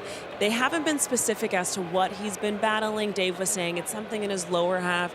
Even when we spoke with Max today, he's not concerned. Right now, it's just more of making sure he remains healthy come the wild card series and throughout the postseason. So he felt something, again, didn't go into details, and so right now is just resting it. He might get in there during this series, or they could give him some time, but he does expect to be good to go come Tuesday for game 1 of the wild card, guys. All right, Kirsten. Yeah, Max Muncy was kind of off to the side of that pregame scrum because reporters were understandably curious about his status, and Max was putting on a smile, putting on the brave face. He's definitely fighting something, but he was not giving any hints what that could be. That's a walk to Randy Arozarena, tying run on for Seattle in the 5th. Well, he takes his base. We'll listen to this word from Morongo. Watch football everywhere you eat, stay, and play. Morongo, good times. Here comes trouble, Cal Raleigh. 1 for 2 with a single in his last trip up there.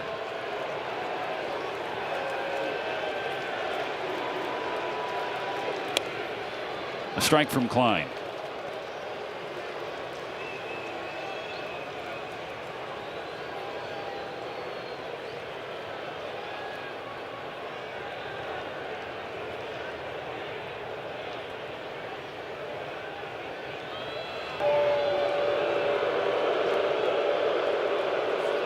Raleigh in his 4th full season leads the American League in home runs and RBIs. He's second to Aaron Judge in slugging and OPS.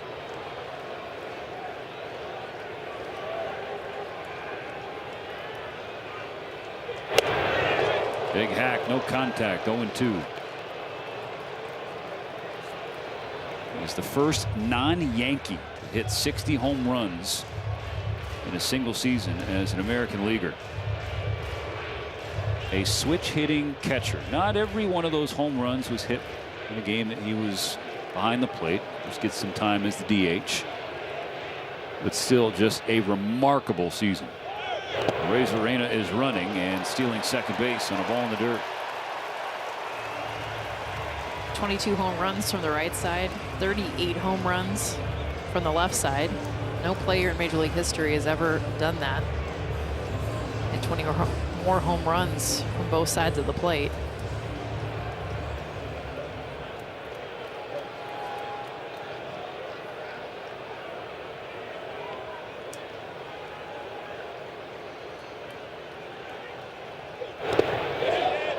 Yes, he did.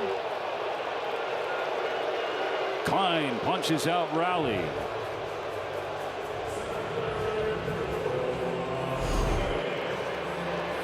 Did a great job of setting it up and then coming back with the curveball, and you see it bounce in front of home plate. Great call.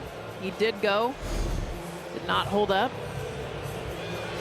And Will Klein just got everybody free Jumbo Jacks tomorrow. Go to Jack in the Box in LA, buy a large drink, and get a free Jumbo Jack thanks to the Dodger pitching staff. Anthony Banda will come out of the Dodger bullpen to try and finish off the 5th. Tying run on for Seattle. Be right back.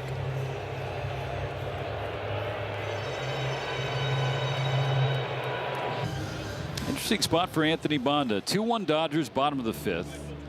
Randy Arozarena is on second base. There are 2 outs, and the right-handed hitting Julio Rodriguez is coming to the dish. I think getting a test, you know, for Anthony Banda, so good against lefties.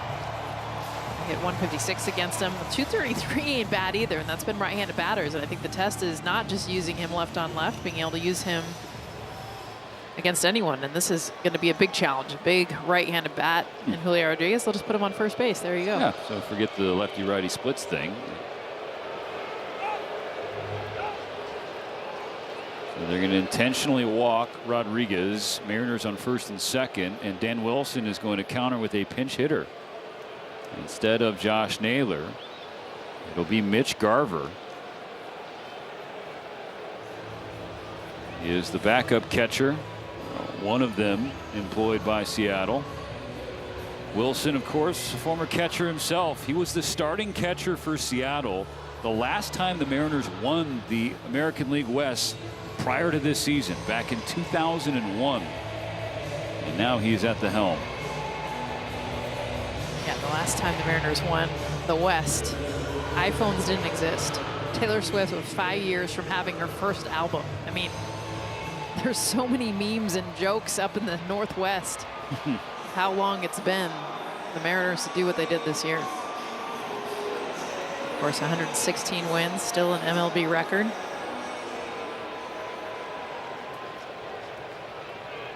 Two on, two out in the fifth.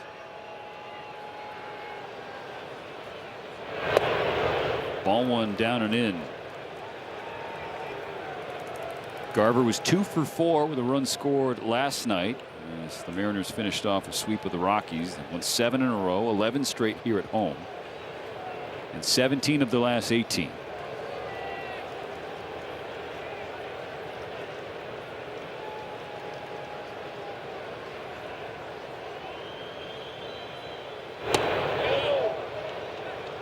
Check swing. The Dodgers need an appeal, and they say no swing.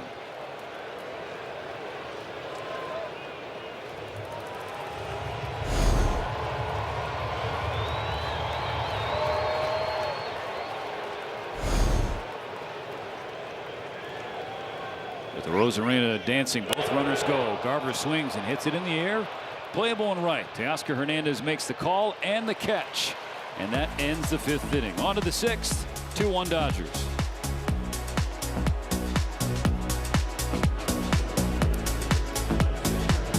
On the next Backstage Dodgers, Mookie Betts recaps a challenging 2025 season and how he became one of the best shortstops in the game.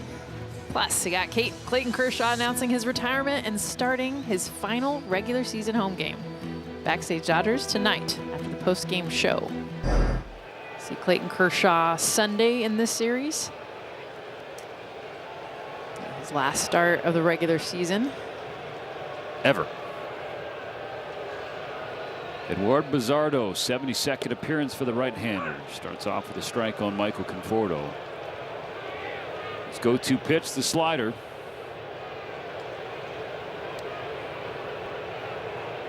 Barely made the Mariners out of spring training, and he's turned into a big weapon in the bullpen.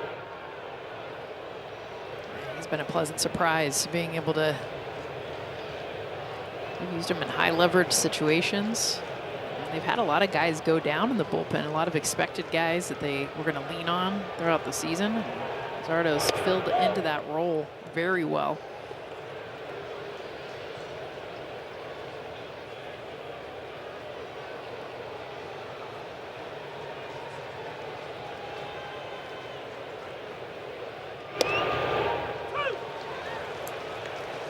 Gets a call to even the count on Conforto. 2-2. After left fielder 0 for 2 with 2 Ks tonight.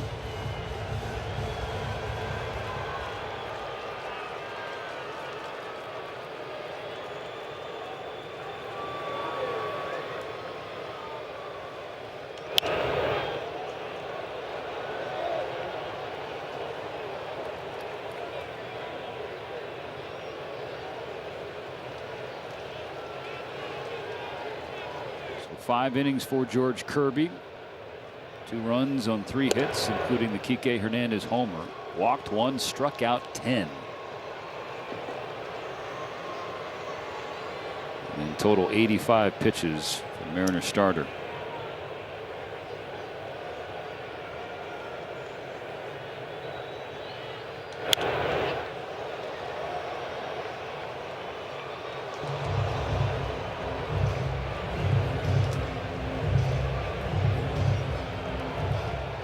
Kirby watching top step.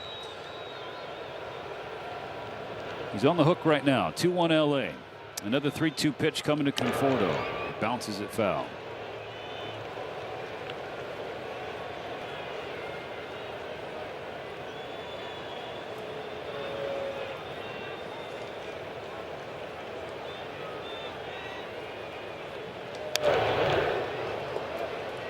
It's a good sign battling here. It was the fastball that he struggled with his last couple of bats. He's taken a few of them, battled them off. Full count. This will be the 10th pitch from Bizzardo. It's inside, ball 4 and a leadoff walk.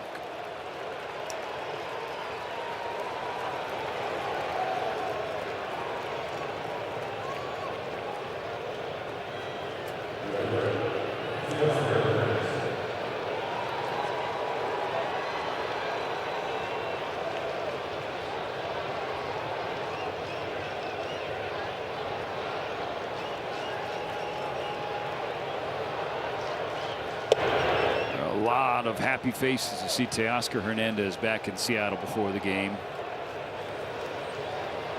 Teammates, coaches, and friends on the other side after his one season here with the Mariners. Yeah, you saw how many players came running over to say hi, give him a big hug. Yeah, that Teo smile. Julio. Saw Luis Castillo come over. 9-0-2. Hernandez takes the ball outside.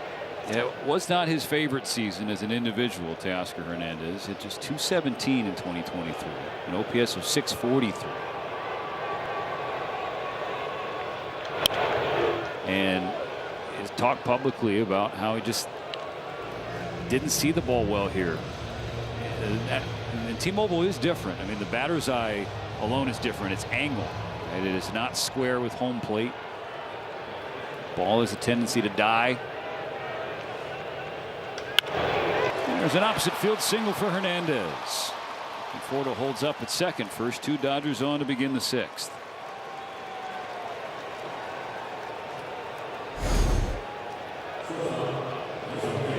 Nice job just hitting the ball where it's pitched. You see that 2-seam off the plate, pokes it into right field.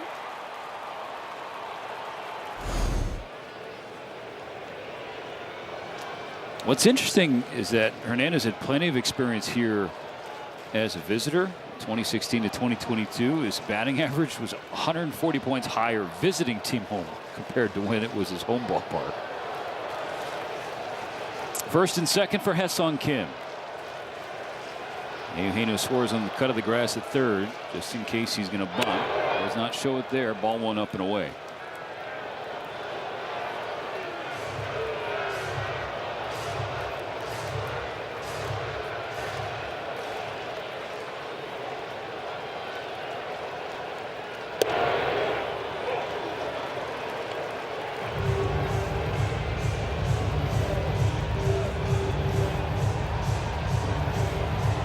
Right now, all of the Dodger offense came in the top of the 3rd. They're ahead 2-1. A chance to add to it in the 6th. Ball and 2 strikes on Kim.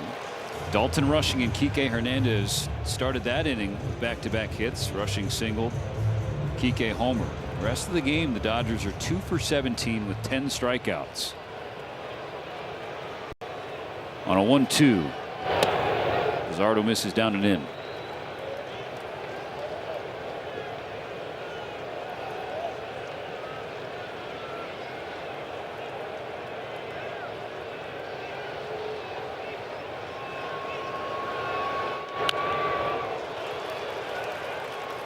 That slider off his body. We've seen a few of those in this game.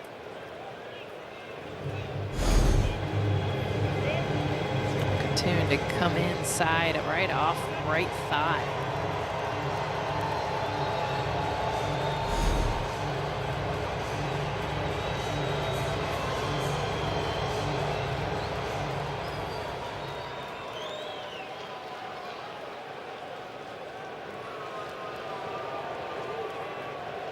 Two on, nobody out. On a 2-2. Kim strikes out. Fastball at 96 from Bizzardo gets him out number 1.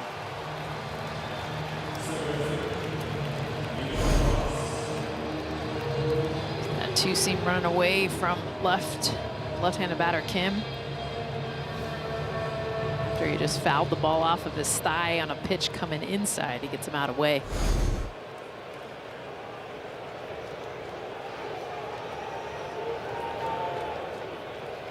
Miguel Rojas doubled his last time up. He's 1 for 2 tonight.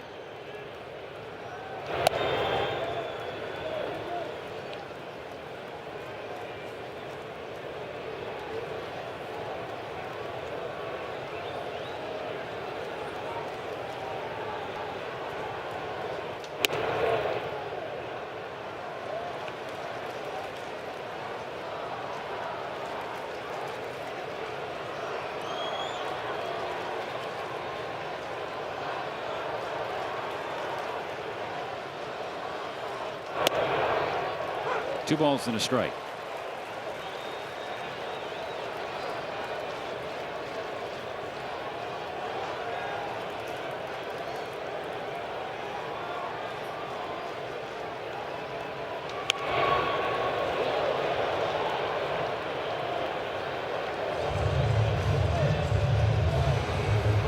Big situational spot for Rojas. Just a 1-run lead for the Dodgers. Will love some breathing room for the late innings.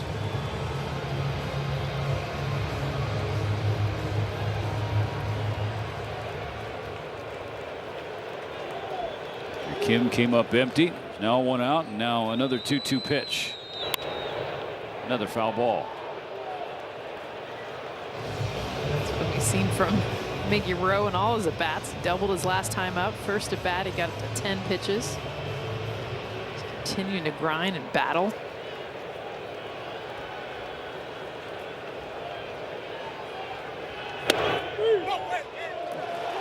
Strike 3 called, and Rojas says no way, and Jordan Baker tears off his mask, wants to say something back to Rojas. 2 gone in the 6th. Yeah, that's a tough pitch to even make contact with. Two-seam up and away.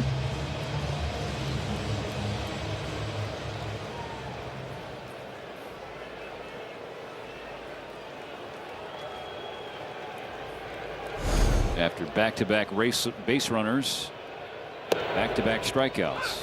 And strike 1 to Rushing.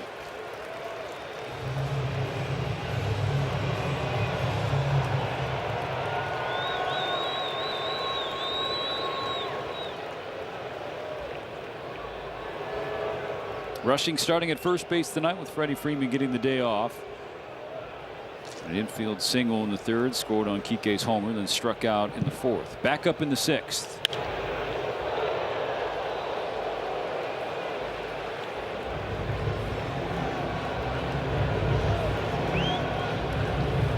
Both teams have had chances tonight with runners in scoring position, Jess. Dodgers have been 0 for 5, Mariners 0 for 9. That's upstairs. 1-2. The real killer, though, for the Mariners is this game should be tied. I mean, there was a sacrifice fly in there, and Josh Naylor get thrown out at 3rd base before Cal Raleigh could cross home plate. So 1-2. Naylor has since been removed from the game. He's been playing banged up by the Seattle folks. Garver came up to hit for him in the last inning. The tying run on 2nd. Extra runs on for the Dodgers in the 6th. 1st and 2nd, 2 down. A 1-2 to Rushing. Grounded foul.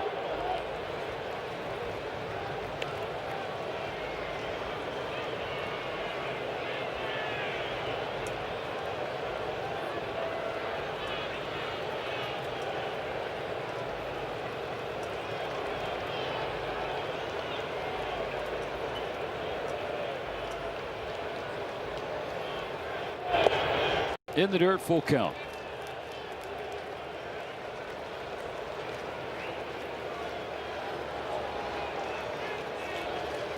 Oh, excuse me, 2 balls and 2 strikes.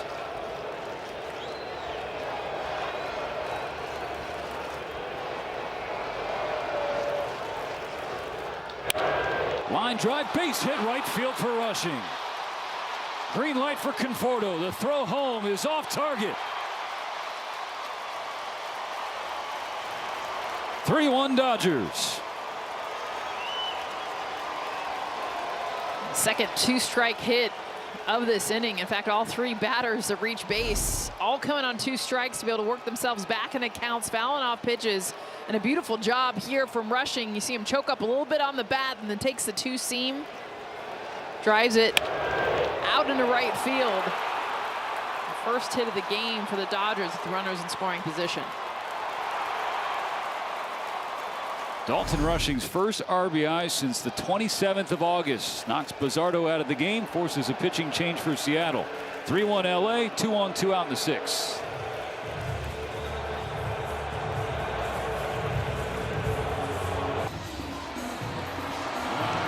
Dodgers looking for more before the end of the 6th inning. It's 3-1 thanks to Dalton Rushing's RBI single into right field. Teoscar Hernandez stopped at second, so 2 on for Kiké Hernández. Facing a new pitcher, veteran right-hander Luke Jackson. Been bouncing around the league over the last several years. 50% slider from him. Fastball's been his best pitch. Hitter's just 170 against it. He's had an up and down season this year. 4.28 ERA.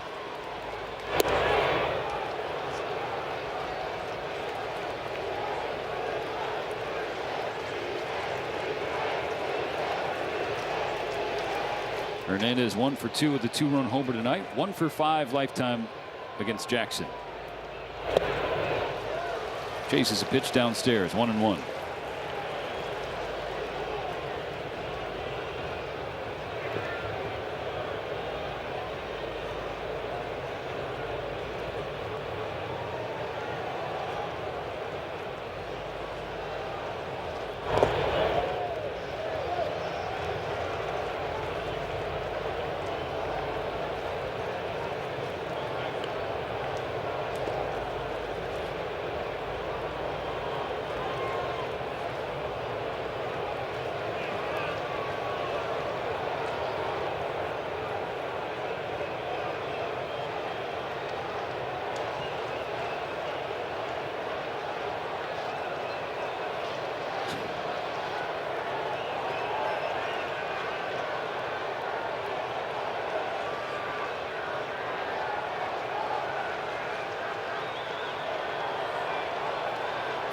Hernandez ahead 2-1. Jackson deals and misses up and away, ball 3.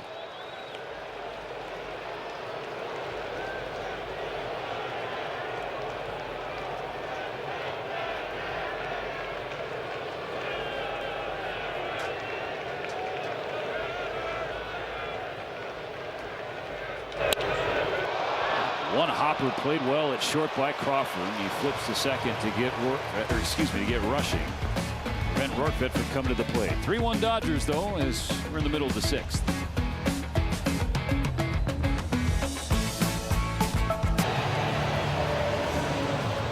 Bottom of the 6th in Seattle. The Dodgers on top of the Mariners 3-1 in this series opener. Seattle's already clinched a first-round bye, but American League is far from settled in terms of the playoff picture. Just got a little peek at it there. See Bonda deliver strike 1 to Eugenio Suarez. Now, Seattle currently the 2nd seed in the AL, but it's the game back of the top seed. And the Toronto Blue Jays, who could also drop out of not just the top seed, but winning their own division. The Yankees right behind them. It's a whole mess when you just look at what is settled. What's for sure is that the Mariners are going to be in that middle part of the bracket, whether they'll be where the Blue Jays are or not, who they're going to play. It's just a craziness. And we talk about it on the NL side, right? Like, okay, who are the Dodgers going to play? And it seems crazy. Like, it could be the Reds, it could be the Mets, Diamondbacks could sneak in there. But you don't want to be on the AL side. I mean, that's just like 6 teams all over the place. And with these 2 teams meeting a potential World Series preview, the Mariners are prepping for what the Dodgers have become familiar with in the expanded format, and that is the first-round bye. And so a lot of Mariner folks coming up, even us, be like, hey, so what did the Dodgers do when they had the bye? Did they, they take days off? Did they do sim games? because Seattle's trying to figure out that equation this week. They're talking about letting fans in and turn up music, trying to pitch a sim game. Suarez grounds it to short, gobbled up by Kim. Makes the throw for the first out of the 6th. It's been 24 years. Been a minute. 24 years since they've had a bye. I mean, yeah, it's a little bit different. They are definitely like, what do we do? In 2022, it was sort of like house money. Right? They snapped that 2-decade-long postseason drought. So going to be a strike one on Luke Raley. Ended the longest postseason drought in North American pro sports. Seattle was just happy to be there. And then they beat the Blue Jays in the wild card series in epic fashion. They came back in game 2. They were down 9-5 after the 7th, a 110-9. In Toronto. In Toronto. And that's a rivalry. Seattle and Toronto is a rivalry. And then they go on to the division series, and they lost in 3 games to the Astros, but a really close series. Don't bring that up around here. There was an 18-inning game in there that was pretty brutal. They lost three games. They lost by a combined total of 4 runs. But now 2025 is really different for the Mariners. They feel like this is the best equipped that they've ever been to make a World Series run. They're not just happy to be here. 2-2 for Banda against Raley. They were aggressive at the deadline, adding to Julio Rodriguez and J.P. Crawford, getting Josh Naylor and Eugenio Suarez in 2 separate deals with the Diamondbacks. An old friend of the Dodgers, Caleb Ferguson, to help out the bullpen. Here's a K for Banda. He's got 2 outs in the 6th.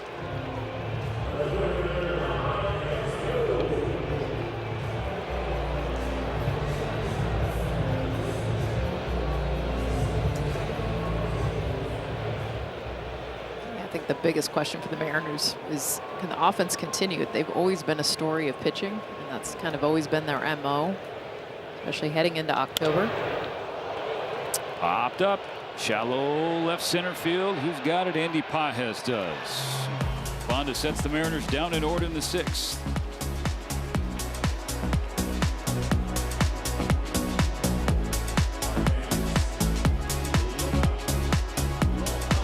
Back in Seattle, one of the traditions is they deliver hot dogs from heaven. Just attach hot dogs to balloons, and occasionally they get caught on the cable cam wires. Fishing for dogs. Only here, where they serve grasshoppers as literally a concession stand food that you can get here. Delicacy, yes. And then, like, sure enough, you're looking in the sky and there's hot dogs coming. And they got mustard. Of course. Mine has relish. You want to switch? 2 strikes on Ben Rortvedt, who's leading off the 7th. The Dodgers are ahead by 2. Those little army guy umbrella things. Yes. That's good callback. Yeah, that's the official name, actually. It's hot dogs on army guy umbrella things. Yeah. It'll be Rortvedt, Ohtani, and Pajes in the 7th. Dodgers trying to push the lead. They were down 1-0 after the first inning. Kiké Hernández put them ahead with 1 swing in the 3rd. Dalton Rushing added another in the 6th.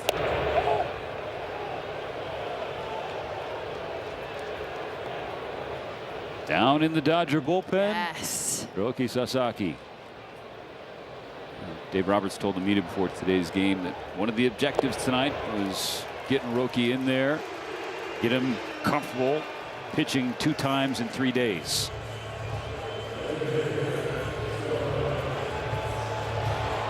Well, that was kind of the big test, was test number 1.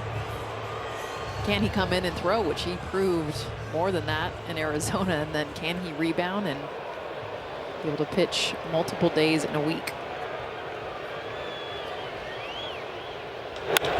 Ohtani to center field. Didn't get all this one. Rodriguez makes the catch casually. And folks jumping out of their seats. Instead, it's out number 2, and now we'll listen to this word from Kia. The Kia K4 and K5.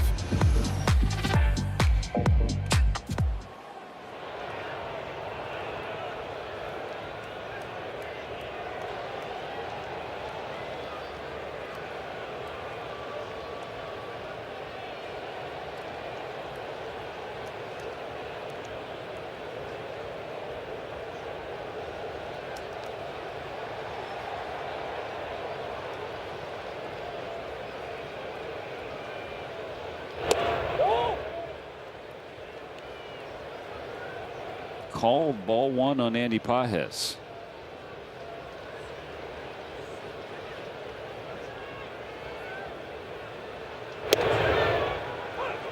Pages tonight hitless in 3 trips to the plate.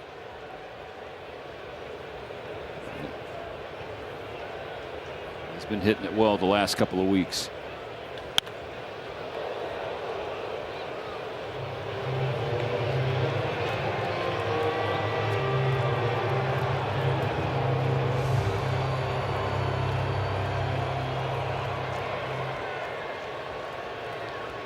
On a 1-2 from Jackson, Pages fouls it straight back.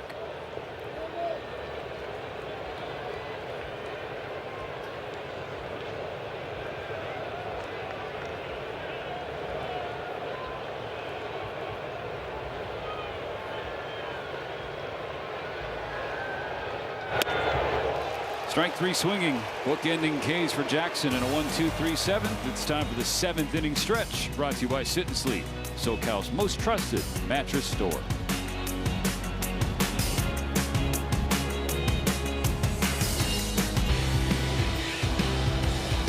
Roki Sasaki returned to the major leagues on Wednesday in Arizona out of the bullpen. His first outing since May 9th. A scoreless inning with 2 strikeouts on just 13 pitches. So what does he have in store for an encore? His first pitch tonight. Fouled back by J.P. Crawford, strike 1. Crawford 1 for 2 tonight. Number 8 hitter, followed by Young, and then the top of the order, Arozarena. Dodgers up 3-1. 0-2. Here's the splitter. He's got the fastball and kick up to 100 miles an hour, and this is just going to absolutely disappear. I mean, look at the lack of spin. It almost looks like a knuckleball. The way he holds that thing. It's that late movement.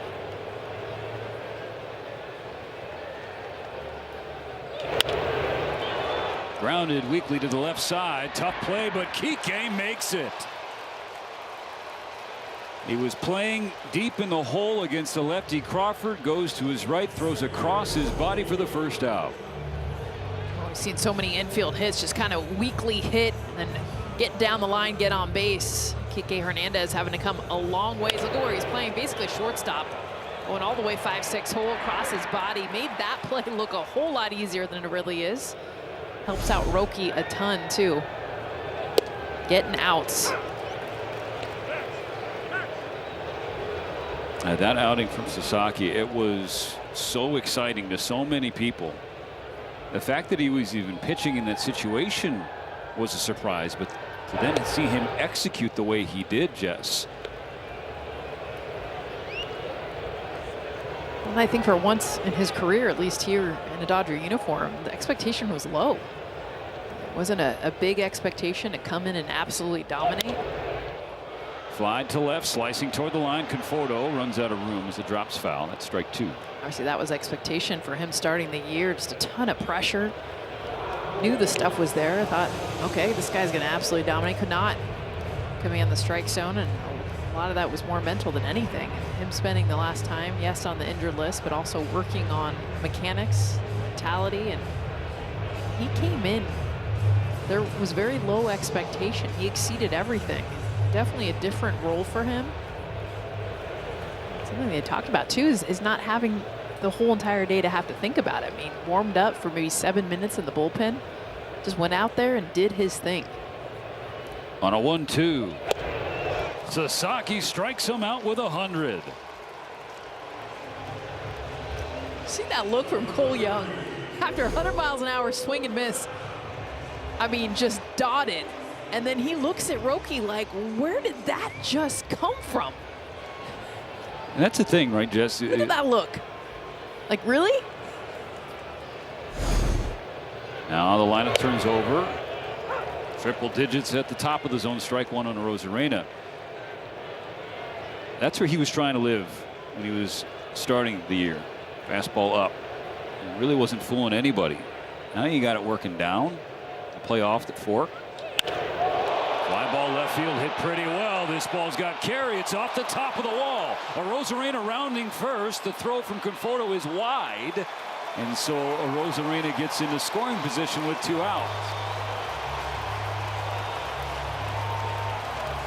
To your point, Steve, I mean, literally the fact that this ball 100 miles an hour at the top of the zone instead of the bottom, Randy Arozarena just misses a home run by maybe 1.5 feet off the top of the wall. He watches it a bit too, which is why he should have been thrown out at second base. Michael Conforto plays this off the wall, but instead does not make a good throw to second base, allows Randy to get there, but he should have been hosed for the last out of the inning. And that's a big hit, not only to get into scoring position, but to bring Cal Raleigh to the plate as the tying run. Dodgers 3, Mariners 1, bottom of the 7th, 2 outs and a runner on. His fans finally woke up. Sold out, packed crowd. They're all on their feet.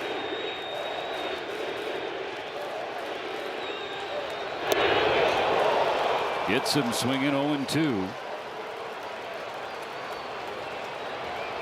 Chance of MVP have become louder and louder as the season has gone along for Cal Raleigh.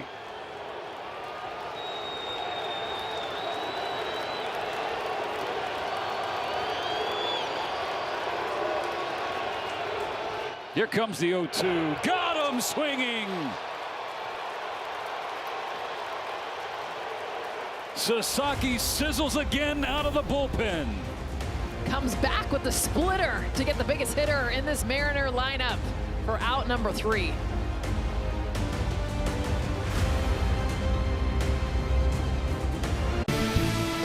World Champion Dodgers Baseball on Sportsnet LA is brought to you by Jack in the Box, the mastermind behind the Monster Churro, Monster Mozzarella Stick, and Monster Tacos. Back in Seattle, Roki Sasaki coming out of the bullpen for the 2nd time in 3 days and backing up what we saw in Arizona against the D-backs, Jess. He, nearly gave up a home run to Randy Arozarena, but ultimately stayed in the park, and he worked around it by striking out one of the front runners for MVP in the American League. And that's the thing, is the response, right? I mean, you're going to get hit. This is the big leagues. You know, you're going to have guys that swing the bat. You're going to make a mistake. That mistake was left a little bit high. It wasn't a home run. It kept in the ballpark, and he got the biggest hitter in that lineup out with a massive strikeout. Alex Call pinch hitting to start the 8th. Takes a strike from Gabe Spire. He's been one of the main weapons in this Mariner bullpen. Their top left-hander, and an ERA of 2.55 this year. Call grounds it to Suarez. Routine play, 1 gone. I'm surprised, even though Mariners losing this game, they brought out some of their big dogs, testing against this kind of Dodger lineup.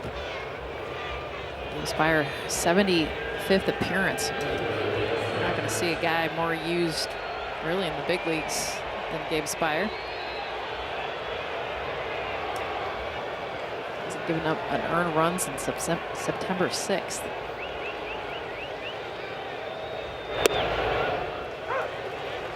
Strike 1 on Teoscar Hernandez. Teo 1 for 3 with a base hit tonight.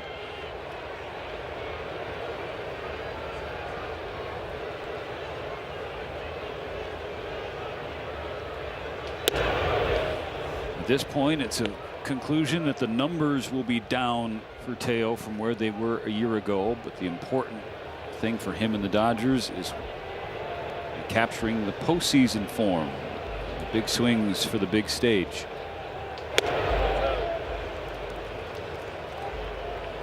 He's now got a 5-game hitting streak. He's hitting above 300 in his last 15.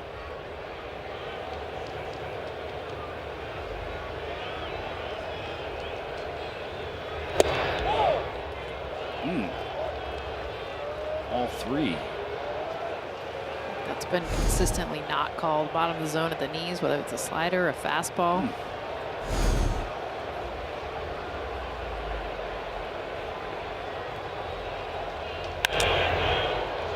Popped up. And a right by Hernandez. His counterpart Canzone underneath it. 2 gone.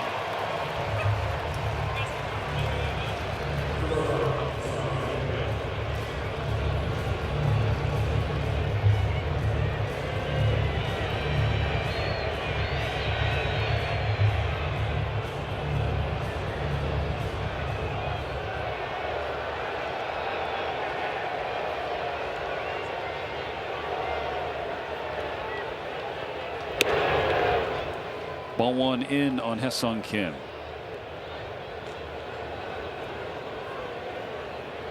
Blake Trinan getting ready for the bottom of the 8th. One more out left in the top half. And Kim sets one to center field. A 2-out single for Ha-Seong.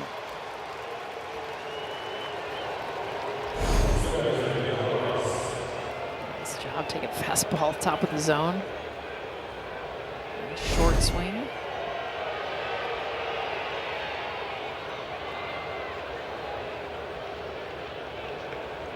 Chance for Rojas to face a left-handed pitcher. He's relished those opportunities this year. 295 against Southpaws.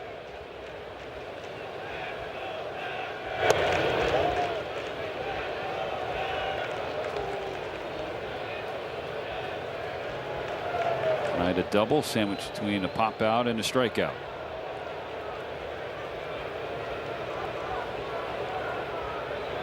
Kim is caught between first and second.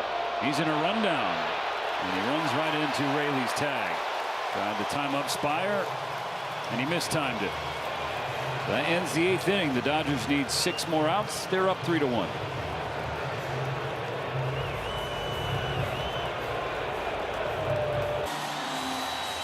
On the way after the game, Access Sportsnet Dodgers presented by Mercury Insurance. John Hartung, Jerry Hairston Jr., Adrian Gonzalez will have your highlights and post-game breakdowns. Interviews on site with Kirsten Watson in the Dodger clubhouse. So stand by. Access Sportsnet Dodgers is coming up shortly. Blake Trinan being instructed to engage the eyes of the batter. It's Julio Rodriguez. 31st appearance for Trinan and a win on Wednesday. Just 4 pitches to get one out. Rare highlight for Blake of late. Clean shaven Trinan, trying to shake things up for him personally and find his form. He's 3, 4, and 5 for Seattle in this 8th inning, with the Dodgers leading by a pair.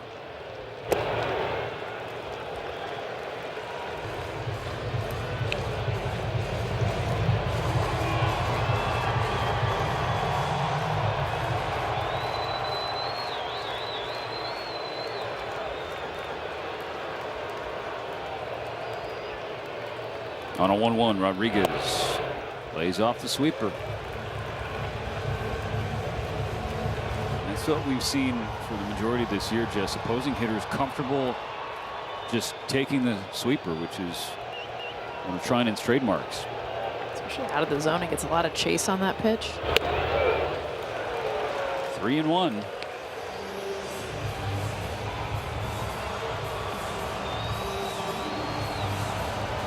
Julio's favorite pitch to chase is that sweeper. Tying run on deck. The 3-1 pitch. Catches the inside corner.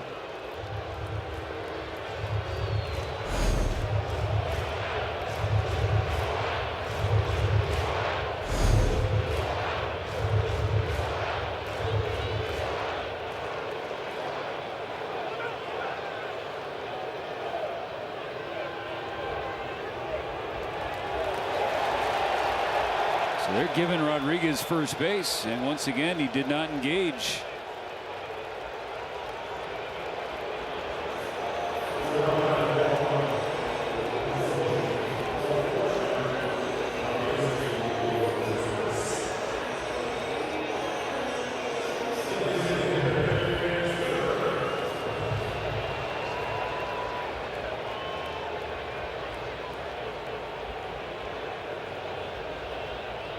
So tying run at the plate. Garver swings at the first pitch and is a little flare beyond the infield. Rojas and Kim collide. The ball drops and they'll get the out at second base.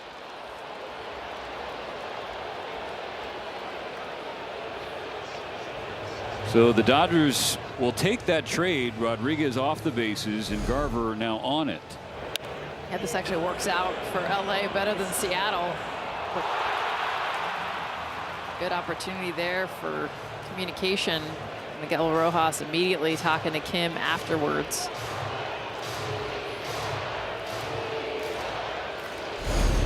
Power at the plate. Eugenio Suarez, first pitch to left field. Conforto is there in front of the track. And there is out number 2. Garver and Suarez both offer at the first pitch from Trinan. Back-to-back outs on back-to-back pitches for Blake.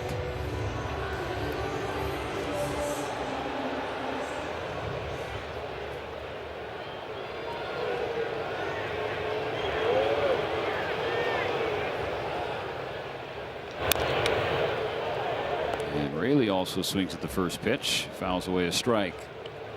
This is the part of order now for the Mariners that has struggled. The hits and production have come from the top 4 hitters. 1 hit down here, 6 through 9.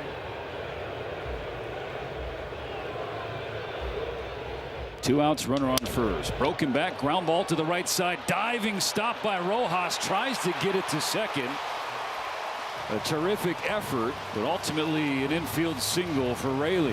Well, especially he was pulled over to the first base side, so Miguel Rojas not in the position to even get to this ball, but impressive that he does. You see how far pulled over he is because of the shift that was on, and just the fact that he knocks this ball down. Garver would have probably easily gotten to third base, so keeps him there at second.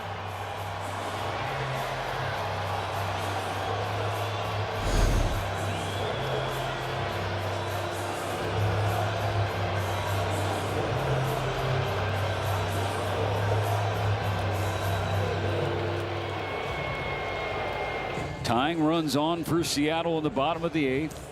First and second, 2 out. 3-1 Dodgers.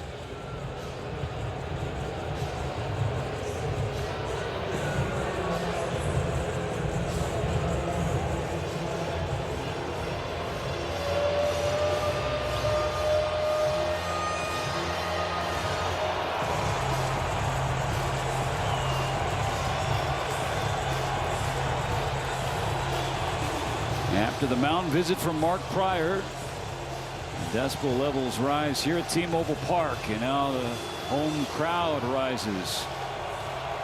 Tying runs aboard. Potential go-ahead run at the plate. Trying into Canzone in the air to right field. That's down for a hit. Green light for Garver. It's a 1-run game.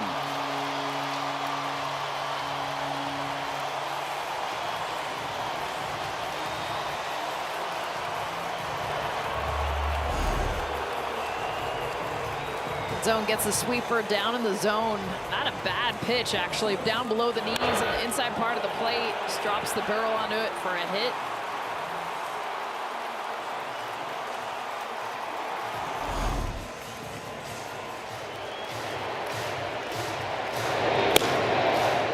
Tanner Scott up and throwing in the Dodger bullpen. Tying run 90 feet away. J.P. Crawford, the batter. Ball 1 outside. After 4 consecutive Mariners swung at the first pitch, no chance Crawford was swinging at that. At the corners, 2 outs in the 8th. Ball 2.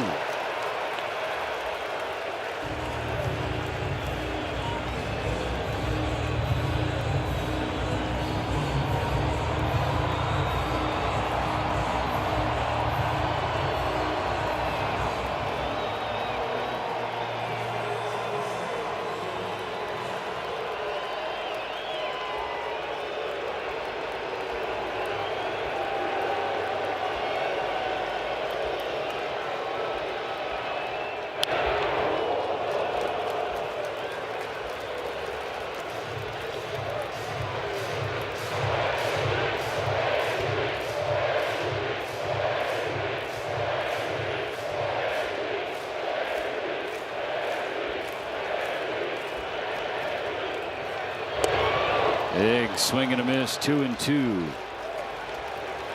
Canzone to second and in scoring position. His RBI single was the Mariners' first hit with a runner in scoring position tonight. They are now 1 for 11 and within a run. Blake Trinan needs one more strike. Fouled off of Crawford, who hits the deck.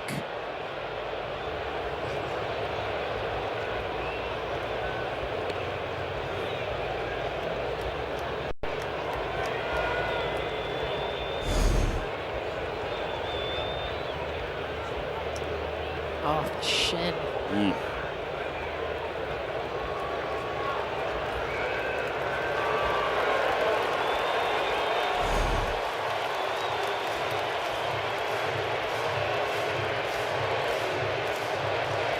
He stays in there.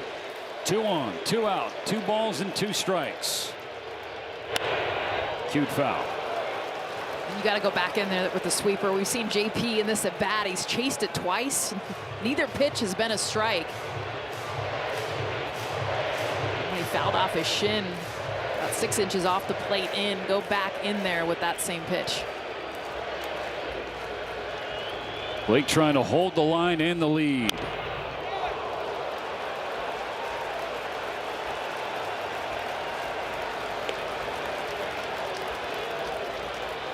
JP's now fouled it off twice off that front leg.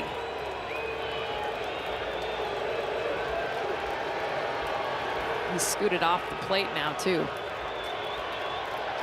Pitch number 8 is high. 3-2.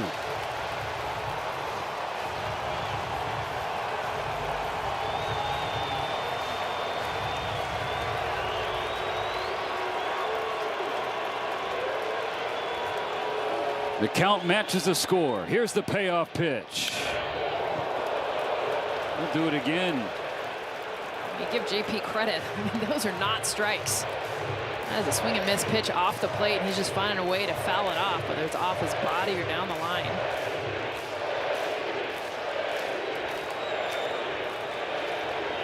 The count is full. This is the 10th pitch from Blake Trinan. Line to short, and there's Haesung Kim. The Mariners get a run, but only one. 3-2 Dodgers on to the 9th.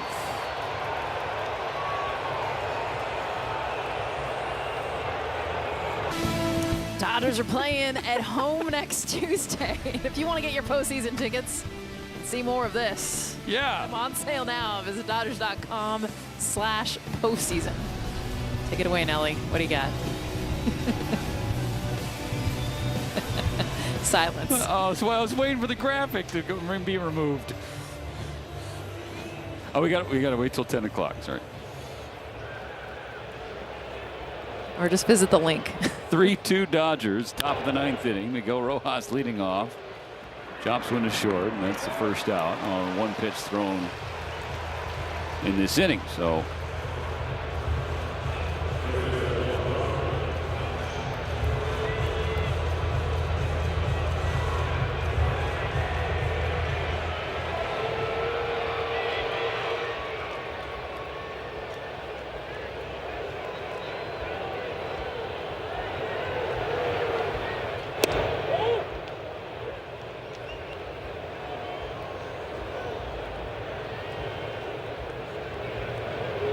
ball 1 to Dalton Rushing from the right-hander Casey Legamina.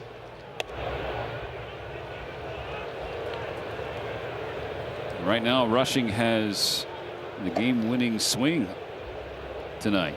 An RBI base hit. Flies out to left here, and that's out number 2 of the 9th inning.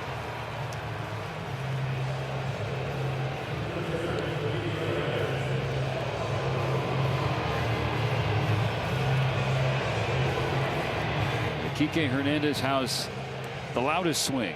2-run homer that gave the Dodgers the lead back in the 3rd.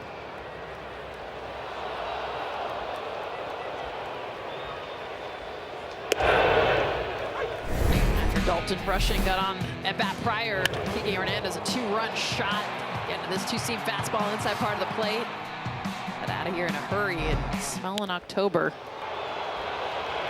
In the air to right center field, it is Rodriguez's ball. The Dodgers retired in order in the top of the 9th. Now the bottom half. They need 3 outs Here comes Tanner Scott.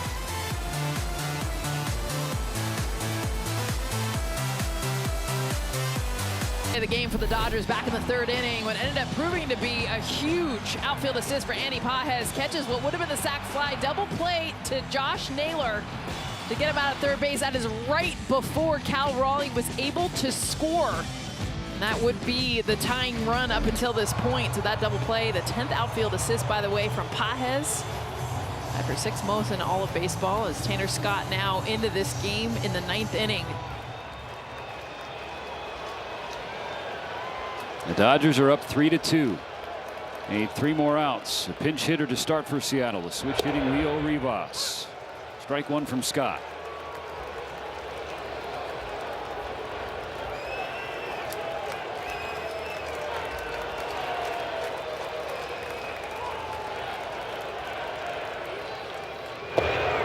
Fastball in the dirt, 1-1.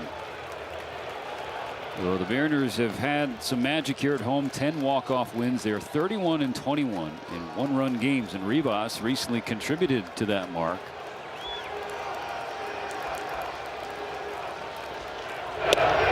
Swings through, strike 2.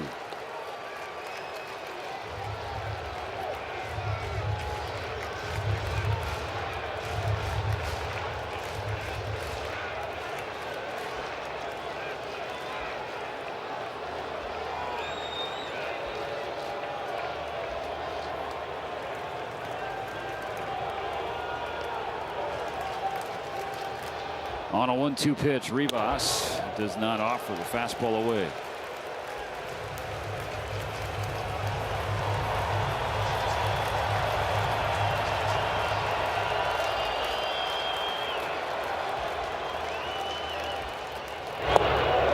Slider low, full count.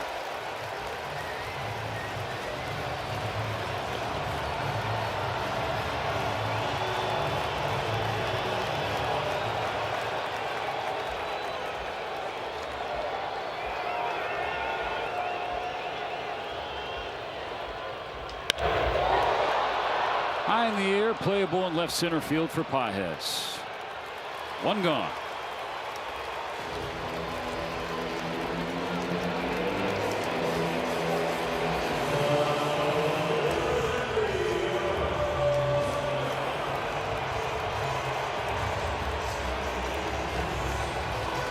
Now the top of the order. If Tanner Scott's going to complete this save, he's got to go through Randy Arozarena and Cal Raleigh. Fastball just misses. Arozarena just missed a home run his last trip to the plate in the 7th against Roki Sasaki. Lace one to left field at the very top of the wall. Stranded on second with a double. Ooh, gift of a strike handed to Scott. 1-1.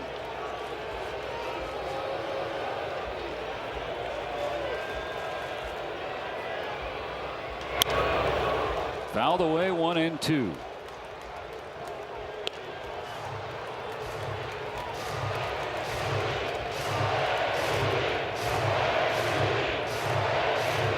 Dodgers trying to get their prize free agent signing from last offseason right in time for the postseason. 3-2 in the 9th, 1 out, and the base is empty. Arozarena keeps the count 1-2.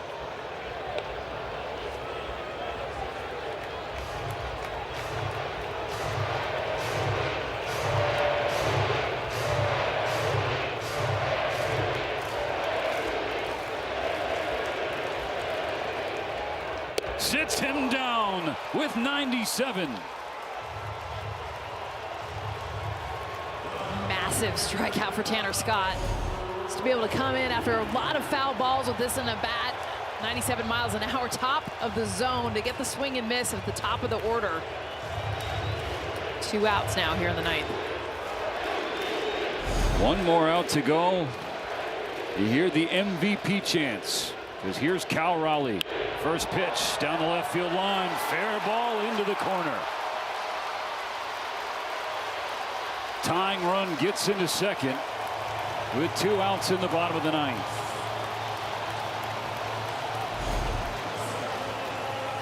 First pitch slider, and he's looking for it. This is the pitch he's sitting on. You can tell even it opens up that front foot to get to that pitch coming in on the hands.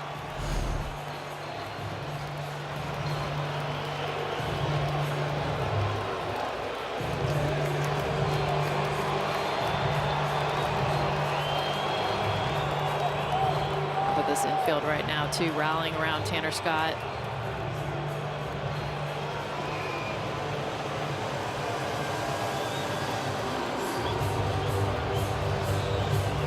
Entirety of the Dodger infield on the mound talking with Tanner Scott and Ben Rortvedt.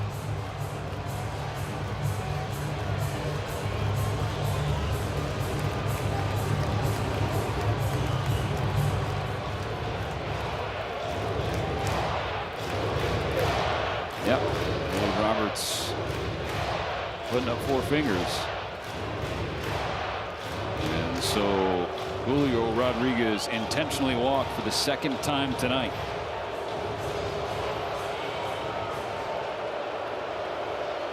Puts the winning run on base.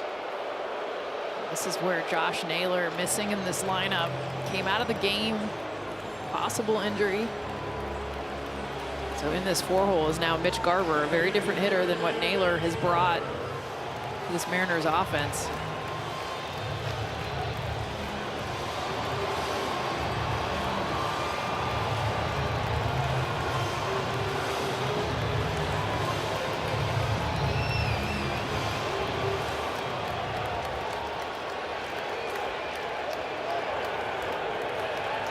Dodgers 3, Mariners 2.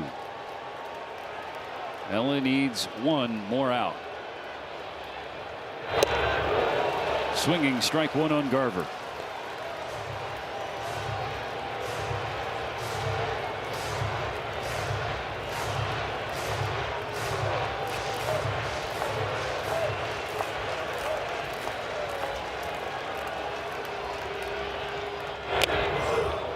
They heard something. They hit him.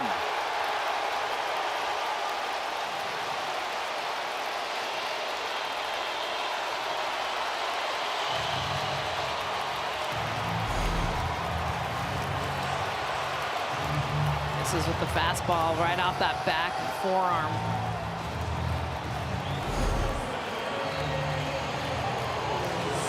Edgardo Enriquez has been up in the Dodger bullpen.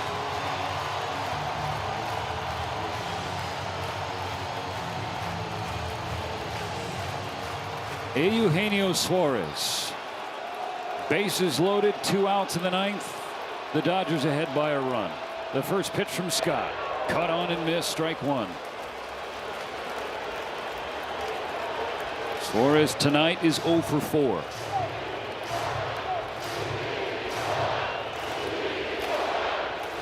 Raleigh, Rodriguez, and Garver on the bases as Suarez swings through, strike 2.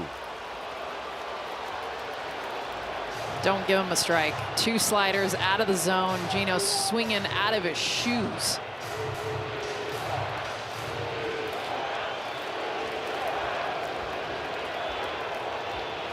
Tanner Scott needs 1 more strike. Spoiled by Suarez.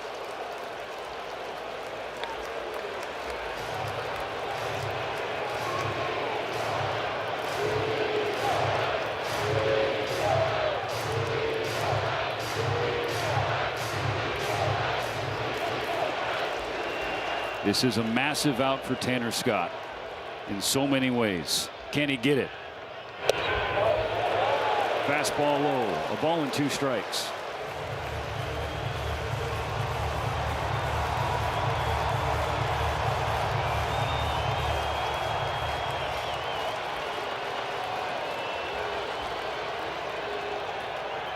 That's a win for LA.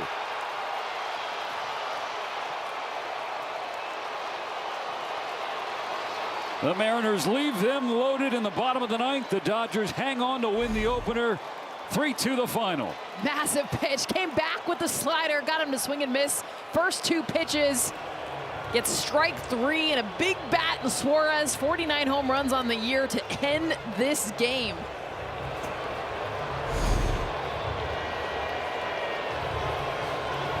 In total, the Mariners left 12 runners on base. And the Dodgers, thanks to Kiké Hernández homer and Dalton Rushing's base hit, and excellent work from this bullpen effort from the Dodgers, they take the series opener and snap the Mariners' win streak. Access Sports said Dodgers going to break this one down. On behalf of Jessica Mendoza, Kirsten Watson, and our second to none crew, Mike Levy producing, Ben Dillenberger directing. I'm Stephen Elson. Thanks for watching. Let's do it again tomorrow. What do you say?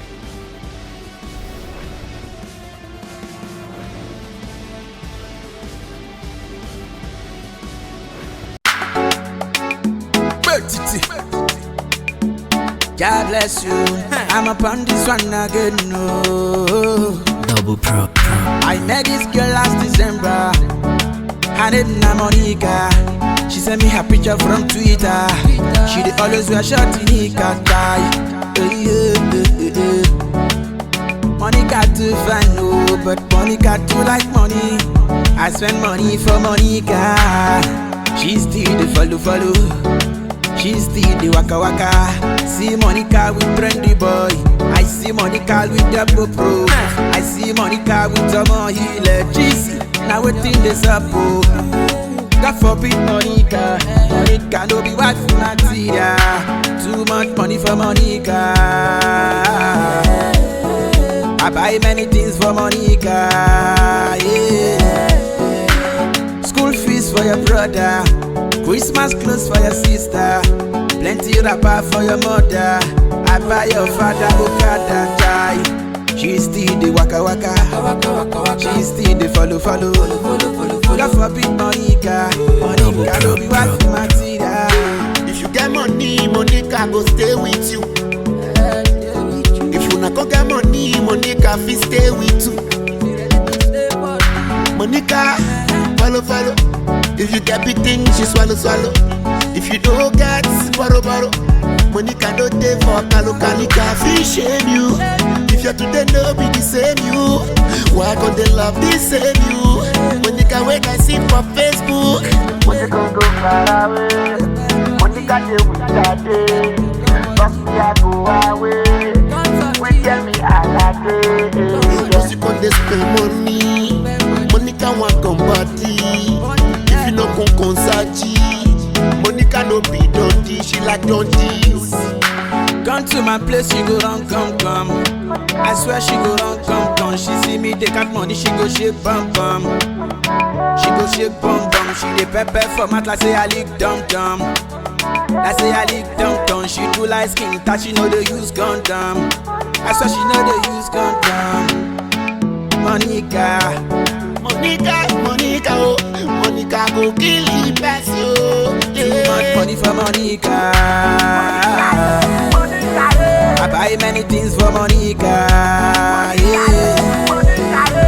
School fees for your brother, Christmas clothes for your sister, plenty wrapper for your mother. I buy your father Okada tie. She still the waka. She still the follow. God forbid Monica. Monica no be wife material. Monica